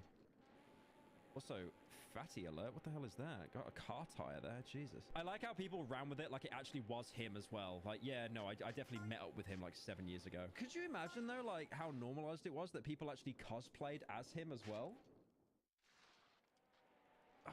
That era of YouTube was so different. Nice fupa. Okay. I was a little bit chubby, bro. It's not a fupa. Ava was also accused of grooming a minor that she met through MrBeast. In July, MrBeast released the following statement. Over the last few days, I've become aware of the serious allegations. This is old. Oh yeah, back in July. I'm almost positive Ava was seen in a video with a mask on. I keep hearing that rumor, eh? Like, I saw it on TikTok, but the problem is everyone on TikTok even thought it was a reach. I saw like one TikTok of it that had like 5K likes, which isn't a lot. And then all the comments were like, nah, you're reaching. Because whoever it was didn't even have the same like body shape. But I swear, like, okay, not to be the breast advocate here, but like, could you imagine how stupid he'd be to have someone that like got accused of all of this and still having them in videos in some form, like in the background, like even on site? That is the stupidest thing you could ever do. I don't think he's that stupid. I genuinely don't. This statement received significant backlash because people thought Mr. Beast's claim of only One guy in chat called me a glazer. It's like the one time I'm like, okay, that's maybe not the truth. Instantly get called a glazer. I personally don't even think he wrote that statement. I think it was put out by his spokesperson or publicist. I did talk about this as well. I noticed that when Rosanna did the video talking about the lunchly that had mold in it, they put out like a statement, or they put out a statement by I think Dexerto or some news company. They contacted an insider on the Mr. Beast team, and then they basically said, what did they say? Cite the source or something? They're basically making it out that Rosanna was like a really unreliable narrator, and it's like, oh, she's just a rental, like just ignore her. Like, I definitely think that Rosanna has a grudge against Mr. Beast, definitely. Like, I mean, kind of justified to be fair, but at the same time, like, it's not like she put the mold in there. And then as well, there's been other streamers and other creators that have also found mold in Lunchly. So it's not like, if Rosanna was the only example, it's like, okay, I mean, maybe. There's been so many people that have found mold since. And then they just joked about it on the podcast. You just had like Logan Paul saying, I like my cheese moldy, bro. Shadman poster hanging up in his house in the living room, like as a centerpiece. It's the fact that he's looking at it as well. Like, it's just the most awfully timed photo imaginable. And it remained in his house after Ava moved out. You can see it in this video. On top of that, Mr. Beast was active on the Discord chats where Ava was accused of grooming minors. Okay, so Ro's not going to know what a lot of this stuff is, like Garfield 4 art, so I'm going to walk her through some of the stuff. First, yeah, Garfield. We're going to get to it. It's really fun. Oh my gosh, that's one of my favorite comics. Me too. Garfield got ruined for me because people just keep tagging me in like art where Garfield is really inflated. Like that's the only thing I know about Garfield now. John Smith in his chat logs is Mr. Beast. We've had this confirmed. Look, you're already mentioning it, guys. I know the chat's on the delay and you're already mentioning it. Crazy. Former employees to change his name on Telegram at some point after. I'll just show some messages to show that John Smith is Jimmy. Here he's saying he got exposed after. I got exposed. Keemstar called him a simp on Twitter, and then here he gets tagged as Jimmy by someone else. Why is he called John Smith? Is that just like a bit that he was doing, or have they renamed him? If this is him, obviously. Of course I knew that. Every time I text Keem about drama, he tells me to f*** off, and he's known for 23 hours. I want to point out really quick, Mr. Beast and Keemstar are really close friends. They text, they talk all the time. You'll see them communicating and talking with each other. Yeah, they're best gaming friends. Here's another Mr. Beast chat where John Smith is asked what his... I keep hearing these rumors that Mr. Beast is like like he made his money not from YouTube ad revenue but from gambling. I've heard that from like 3 different really big content creators now. Obviously, again, like I do want to say, the source, my ass. Like I have no proof of that. It could be complete BS. But it's just crazy. Like anytime I bring up Mr. Beast, it's like, oh yeah, he got big from like professional gambling. Ava Tyson tags Jimmy with a video showing a Tesla Model X Plaid, and then Jimmy who drives, or John Smith. Sorry. One and the same. John Smith said that wasn't me, haha. Okay, I'm really worried there because I feel that this was censored in post in the YouTube studio, and I think it just flashed on stream for like an actual frame, so that wasn't even censored properly. I'm not going back to check, believe me. This isn't a work chat. So Ava Tyson sends a photo of a young-looking girl in a sheer top. Ivanka Trump when she was 13.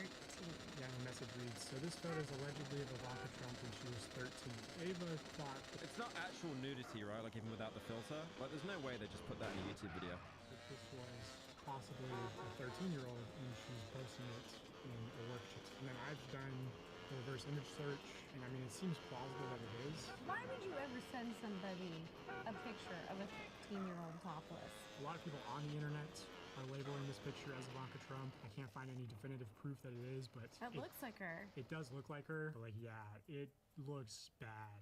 And I can't confirm or deny if it is. I mean, it seems plausible to me, but either way, like having Ava Tyson saying, oh, this photo is allegedly Ivanka Trump when she's 13 and it's clearly sexually explicit. You can, you know, she's wearing a see-through top. That's insane. That is wildly inappropriate and just insane for a company. Yeah, there is the boys group chat, and then there's that. You know, like they're saying edgy stuff in private with the boys, and then there's that, which is like kind of... Hey! Would you not be worried about, like, surely if you send something like that as well, if what they're saying is true, like, would it not just, like, automatically tip a filter? Like, I know, like, people use Telegram because of, like, deleted messages, but I hear, like, every week people getting arrested that are using Telegram. I don't know if any of you guys... Like, I got told by my mate who works in the police that, you know, like, WhatsApp and stuff, how it's all encrypted? They can still read your messages. Like, it's not... Encrypted just means, like... It means nothing, basically. It's just a fancy word to make you think what you're sending is more safe than what it actually is. Like, if you get flagged, law enforcement can get access to all your messages, everything you've sent. Guys have not entered the workforce, don't do that. And as we go through these messages, I just want to remind everyone that Jimmy is in... Insane group chat situation is insane. Yeah, if I did a Paralive video, that's what I'd call it. Also, here's the Department of Justice website. Citizen's Guide to U.S. Federal Law on CP. Yeah, we're saying CP because YouTube, they flag you and all that stuff. I'll read this for you. Okay, thanks.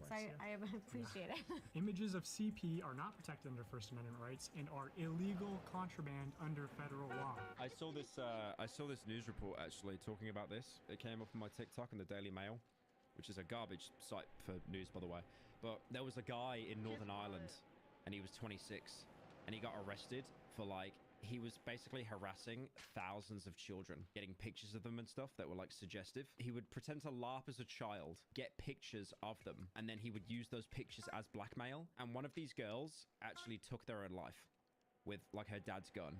And then months later, the dad got so depressed, he took his own life as well. And they found, like, let me see if I can find this story. It's awful.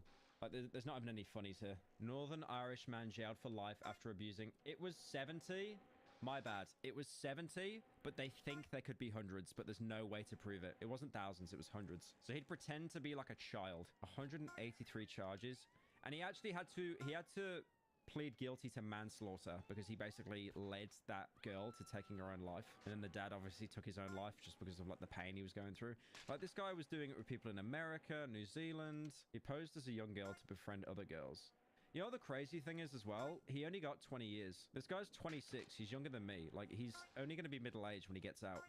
And then knowing the UK, he'll probably get out in like 12 years on good behavior. Yeah, that was an awful story, man. Yeah, the UK court system with, like, child sex crimes is just actually a joke. It's like you genuinely just get, like, a little slap on the wrist for it. Agreed. Let's see if Jimmy knew about Ava's concerning behavior. June of 2021, he sends a message of an anime called Higihiro. Says, I bet Chris would love this show. Why? What's this show about? Well, it's interesting that you ask because I could just already tell.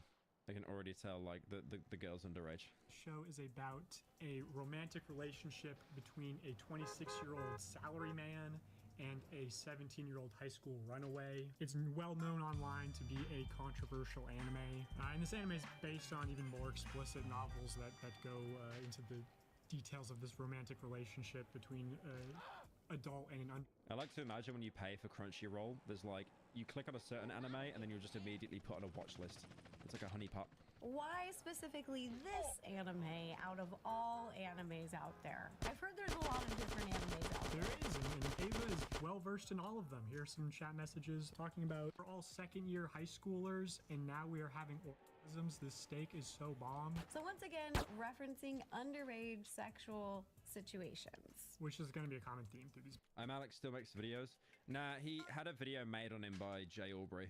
Messages. Which is apparently very important for a work chat. Again, sexually explicit meme about Violet from The Incredibles. Oh no! He also engaged with a meme on Twitter of Violet throwing her backpack, and he responded, low-key, she cute. And a reminder, Violet is a fictional character that's 14 years old. I love The Incredibles. This is an adorable movie. This is why you never thirst over any character on Twitter unless it's your own. So this person made this fan art, very nice fan art. I replied saying, holy, and that was it. That's all you gotta do. That's all you gotta do. Because when you know it's your character, then it's like, okay, there is no ambiguity there at all. That I watch with my nephews, and I agree she is cute, but I don't think Tyson is saying she's cute the way I'm thinking she's cute. Well, here, I'll explain the meme to you. This looks like, what's the rule on the internet where they take something and turn it into porn? This is rule 34ing a cute little 14-year-old character. Yeah. What is the meme? Do you get it? I don't get it. So it's imagining a 14-year-old with nipple piercings and a butt plug. Normal. What is Tyson and Mr. Beast doing at work? Group minors in a Discord, apparently. There's another meme. Messed up. Posted by Ava. I didn't know she was 12. Tell it to the judge, bub. It's a Roblox meme. Here's another one from... Why would you post that yourself? Why would you, after that as well, why would you... It's almost like Мені треба ж йти до self-awareness. банкомату. Oh no, that's a ton of Nazi symbols. Любого банкомата, щоб гроші поповнити на карту. Thanks for pointing that out. I had no idea. I had no idea. When you look at the dates of these chats, this is when Jimmy was already mainstream. This is when his videos are getting millions of views. He's claiming to be like really family friendly. He's working with a lot of creators like myself. This is a good point she brings up, though. I feel like a lot of creators, the more wholesome they are, the more degenerate they are, like in the background. Because that stuff is like the boys group chat being leaked. Obviously, the sexual stuff, no. That's really bad. That's really bad. But, you know, I feel like the more wholesome a creator is, the more edgy they're going to be behind the scenes. Because it's like, everyone's human, right? If they don't let that kind of like, that edginess and that frustration, that anger out somewhere, they're going to implode. Like no one is that nice on camera and then that nice, like, in person. There's no way. They need to vent it out somewhere. Well, Para, you're really nice. I don't think so. I mean, I vent it out through commissioning art, so you're a wholesome creator. I would not say I'm a wholesome creator at all. I think I have a couple moments of, like, being genuine and stuff and, like, you know, talking about, like, mental health and stuff like that, but, like, I would not say I'm a wholesome creator at all. Dude, all the videos I talk about on the main channel are, like, depressed people killing themselves. Like, I would not say I'm a wholesome creator. Thank you, GLaDOS, for the 5 months. In person, and they're around kids. In my opinion, I'll just put it out there, I don't think Jimmy and his friends like this should be around women and children. These Telegram chats are for employees only, but Ava was posting similar things in the Discord, and then the Discord got scrubbed. And it's like, what it's doing is like normalizing adults talking sexually to children. Even if it's like, oh, it's a joke. Yeah, but at the end of the day, you're still exposing sexual content to children. You're normalizing to them, which is like the first step of grooming. Cry of Fear was wholesome. The good ending in Cry of Fear is he guns down 2 policemen to stop him from, like, killing his girlfriend, his doctor, and then himself. So I don't know about that. I really don't like the Nazi symbols. That really bothers me too, because my grandfather, he was a Marine and he fought against Nazis. I just hate it. Taking cute little games and then making them all You're gonna have a bad day today. Here's another message from Ava Tyson, where she posts a screenshot of a similar female creator. It's a slip saying, Alinity is still not banned. Very crucial to the work. Alinity has done so many things. It's actually crazy. I still remember the throwing the cat situation. Anime figurine called Raptalia. Now, what's interesting about this character, it seems like it's technically a 10-year-old, but her body morphs. So there's like an adult version and a child version, where she's always meant to be a child. Is this her first time using the internet? I was going to comment on it, but you need to keep in mind that she's from a different, like, part of the internet, not the kind of edgy part. Like, you know, like, she's known for making cakes and stuff. It's a completely different... You can't think that the part of the internet that you're from, therefore, applies to everyone else. Like, every other aspect of the internet. Stuff, I guess. Here's a message from Jimmy himself. I guess it's a meme of a fake video saying, I filled my brother's house with cum and bought him a new one. Oh, crap. Did he make that joke? This is a meme of a fake video saying, I filled my brother's house with cum and bought him... Okay. Mr. Beast actually self-aware? That's him. Okay. That makes me think that isn't him. There's no way he's making a self-aware joke. Oh, gross. Hey, at least we're not talking about children for once, but I think maybe if you know you have a child... I guess that's why he's called Mr. Beast. That one's actually funny, though.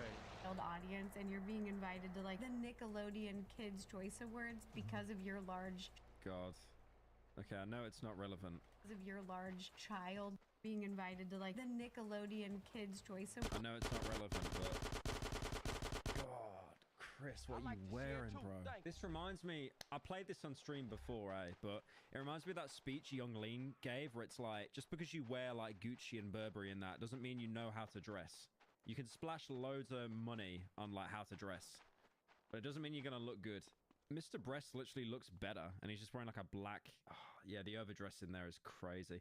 To be fair, Burberry is so hard to pull off though, man. I got like a Burberry coat, and I never wear it because I look like two children stacked on top of each other trying to get into a cinema. Words because of your large child audience, maybe knowing that this kind of stuff is not appropriate and gross. My issue with this is that an anonymous Mr. Beast employee told Soggy Cereal that I was being creepy because I suggested a video for breast cancer awareness about buying 1,000 boobs. It's like maybe not the most professional way to phrase it, you know, it's a little clickbaity or whatever, but like the actual video is supposed to be paying for vasectomies and cosmetic surgeries for breast cancer survivors. That's amazing. That's wonderful. They're calling you creepy because of that? Well, how did she get the receipts? She said at the beginning of the video that she was sent it by like a source, like an insider.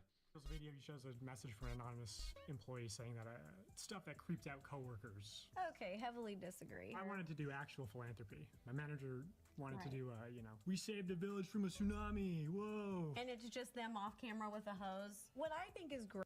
I'm not saying this about Mr. Beast manager because I don't know him, but like some managers for big YouTubers can be absolutely psychotic. Like whenever a YouTuber makes a really dumb decision, there's a chance that it's the manager that's had a hand to play in it, because some of these like LA types, they are psychos, because obviously they're not a personality, they're not a face, that's removed for them. So all they see is analytics. It's like, we need more views. We need more money. We need it now. The world, if there was more Garfield art. Have you heard of Vor? No, that sounds like it's from the future.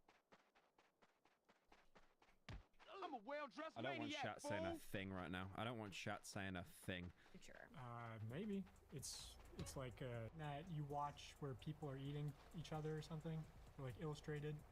I don't know. Hold on, we have the definition here. Let me just read the definition straight from dictionary.com. It's a fetish. Imagine he just self-reported too much, like he knew exactly what it was. It's like, oh, let me play dumb for a second. Okay, chat, I get it, okay, I get it. I'm not standing up, I get it. We're like, we don't kink shame some of that fun, weird stuff, you know, but I feel like this is Okay, I actually respect Rosanna a lot more now. She doesn't kink shame. crazy. Yeah. Eating people, that's cannibal stuff. Like,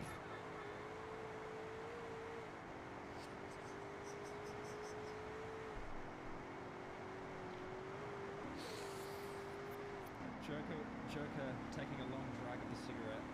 He wouldn't get it. Greedy. What does cummies mean? Is that just cum? Oh, you think it's... Yeah. No. Oh. Age. Mission of semen with female. None of my friends do that, by the way. Just let you know, we talk a lot at brunch, and that's never come up. Oh my gosh, it's just sex offenders, sex midfielders, and sex defenders. Sex gold. Why would you post this stuff, man? Like, what are you doing? Discord, where she's posting about children referencing sexually explicit topics. I just don't know why you would do it in a work chat as well to begin with, and then just not understand that this could all be leaked and used against you. Like, there is no sense of professionalism at all. You know, because you could chalk a lot of it up to like being, okay, it's the boys group chat. Oh my God, they posted the Austrian painter. Oh my God. But then there is like the, you know, the anime stuff, the Violet stuff, like that. And then it's like, okay, this is pretty fucking bad. And it's like, you know, one instance is like, oh, that's pretty bad. But it's like that pattern of behavior, right? Like with the Shadman art on the wall and stuff. Like, yeah, it's inexcusable. Circle, because I do wonder genuinely, like, what will happen to Ava now. Like, she can never show her face on the internet again, ever. There's no way you can come back from something like this. I feel, unless you did the whole response of like, oh, I was young, I was stupid, because these messages, like, some of them are like 4 years old. But even then, it's like, A Mr. Beast giveaway. The giveaway was also a knife, which is bizarre because he was, what, 13 at the time? that is so dangerous. That knife. I had so many of those like elemental knives as a kid. I kept trying to get like a butterfly knife in the UK, and it kept being stopped at customs because you can't have any like concealable knives. People in the Discord saying, I did not expect to see memes and hentai. I should have expected hentai knowing Beast likes Shadman. Like, That's awful. I remember when the Mr. Beast chat or the Mr. Beast server was leaked. There was someone in, you know, like all those messages that got leaked. There was someone that mentioned in the chat, we've got the real pyrocynical here. And I looked at that message and I was like, what the fuck are you on about? I've never been in that server in my entire life. And I'm not sure whether it was some guy that was like impersonating me or something, you know, like the average British person that does like a deep voice and it's like, hey guys, it's me, pyrocynical. Yeah, that was whiplash seeing that message.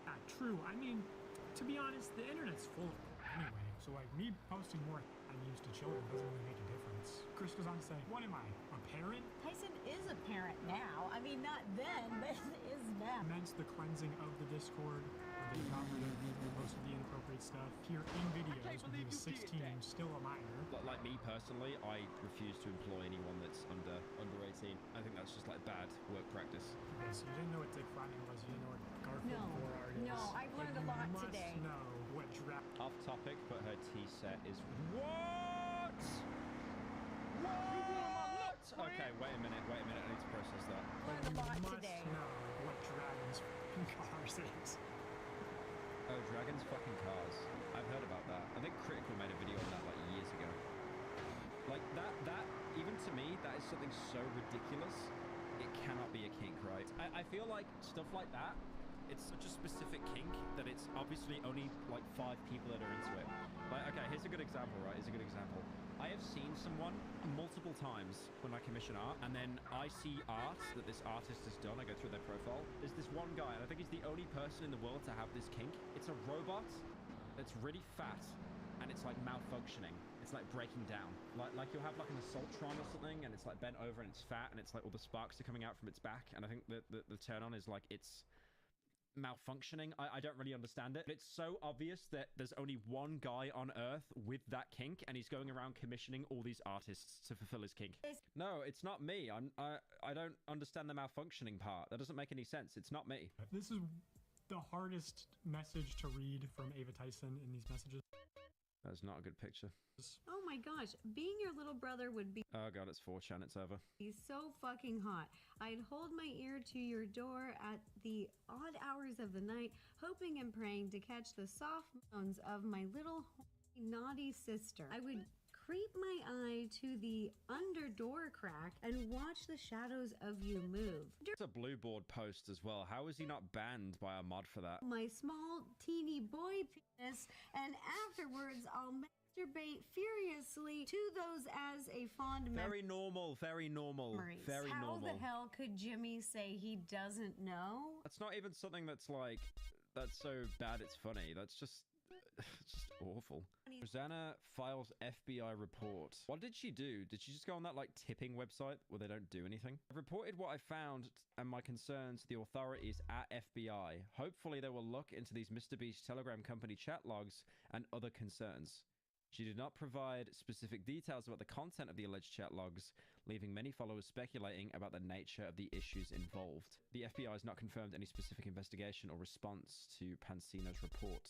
However, her call for an investigation reflects growing awareness and responsibility among high-profile content creators. Yeah, it's not looking good. It's not looking good for MrBeast, man. It's not looking good.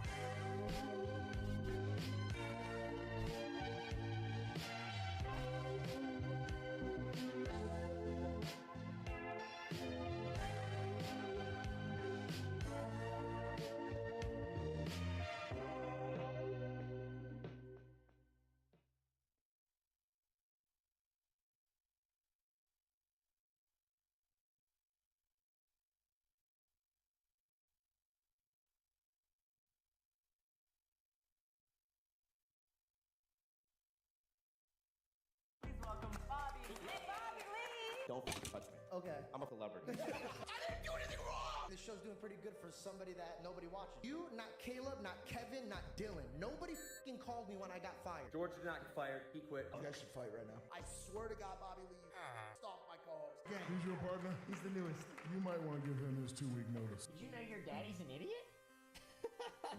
Funnily enough, this is a topic I actually found from Umperville. That guy eats tampons. Now, I need to begin this video by saying that there is no shade being thrown. There is no juicy, spicy drama that I'm having with other YouTubers here. This is merely picking up the trails of what another YouTuber discovered and me looking a little bit deeper. A little bit deeper, digging, swimming. So, a couple of days ago,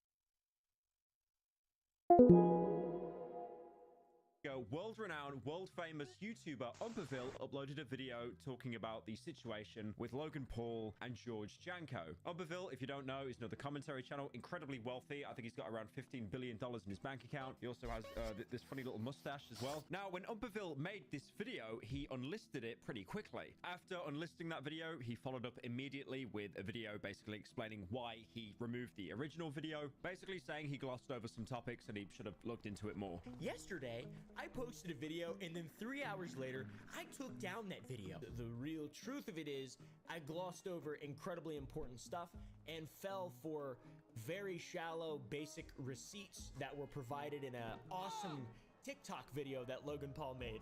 I mean, the way he dealt with that was great. You know, he unlisted the video because he thought it was wrong. It's still there for people to, you know, publicly watch if they really want to look into it. We've all made mistakes on this platform. Like, for example, me with the Fallout TV show and the Kendrick and Drake beef, where I mispronounced some of the albums. Metro's Boot.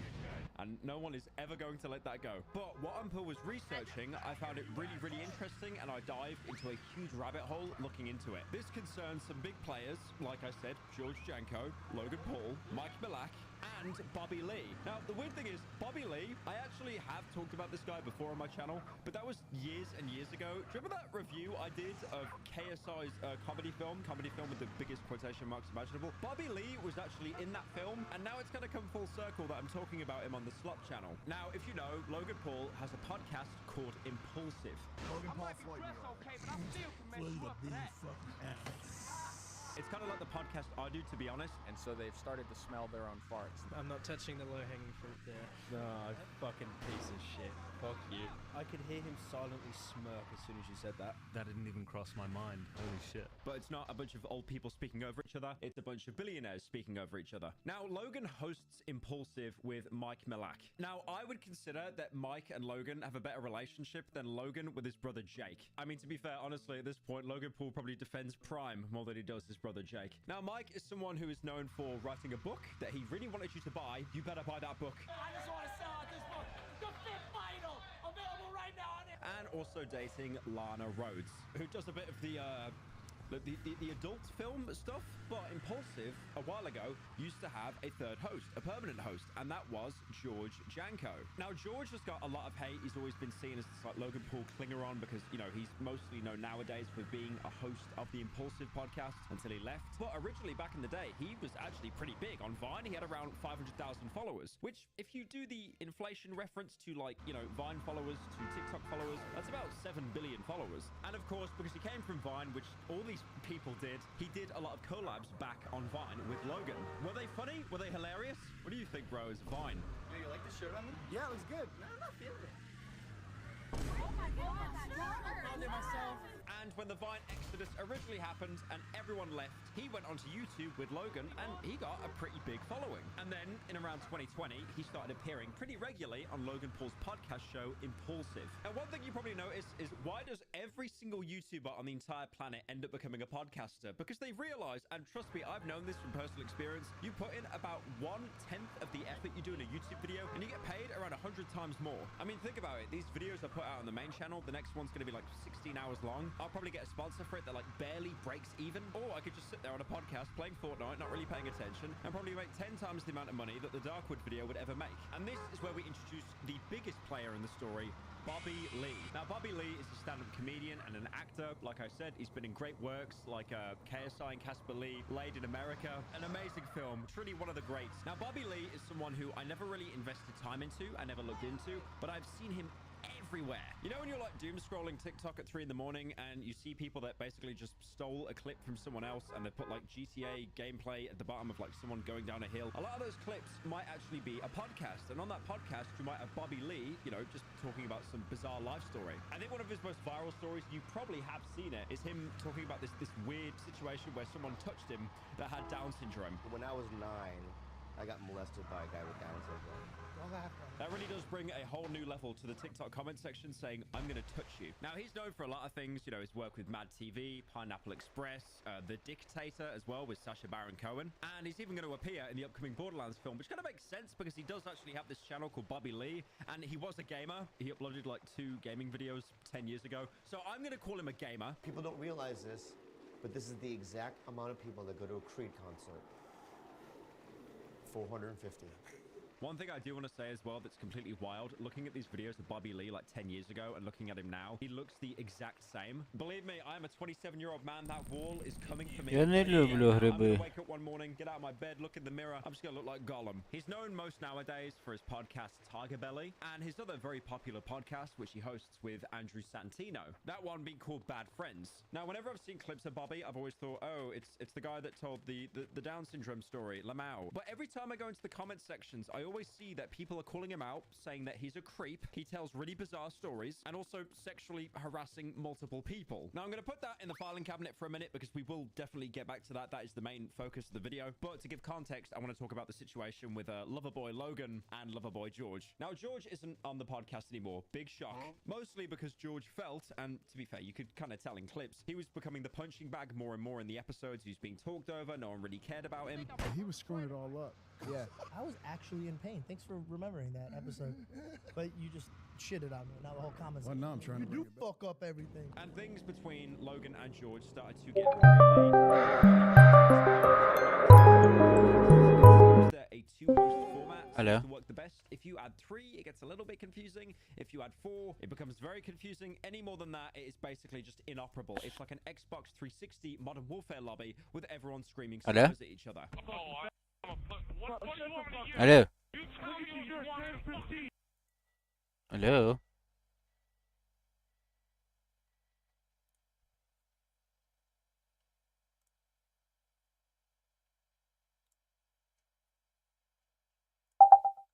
Алло. Алло. О. Що? Алло, привіт. Купила Silent Hill.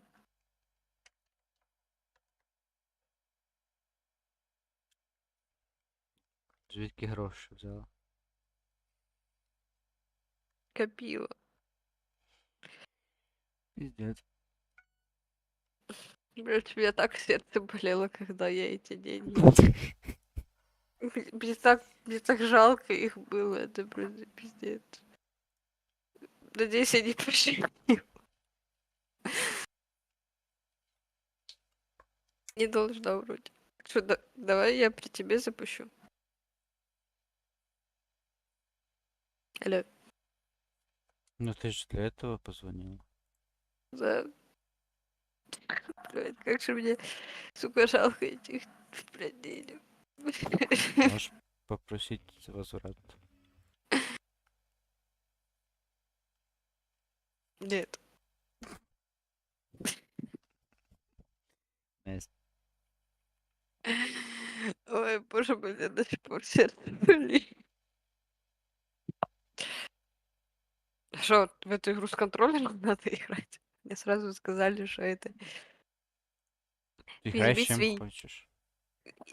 Візьміть контролер і розслабтеся. У цій грі рекомендовано використовувати контролер Xbox DualSense чи будь-який схожий на контролер пристрій, який можна під'єднати до ПК. Будь-який схожий на контролер пристрій. Найс. Я тобі там відео... Ух ти, там при запуске... Блять, при запуске старой обложки Silent Hill 2. Что так лагает, не поняла, что по оптимизации.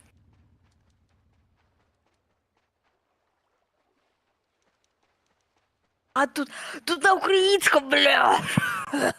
Вау, компиляция шейдерів. Точно, я же забыла, что игра на українському.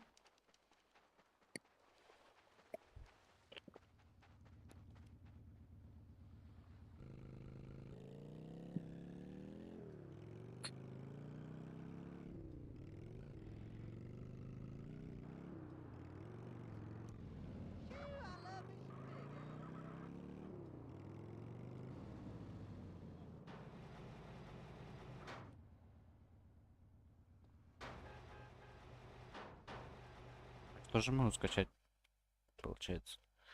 Да. Профільний... А. Не так прочитав. Ну, хай мова тексту буде українська, ми ж патріоти. Не.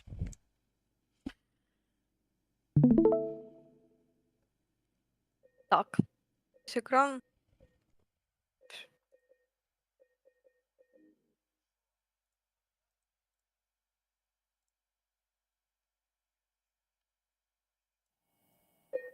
В принципі, нормально. Що?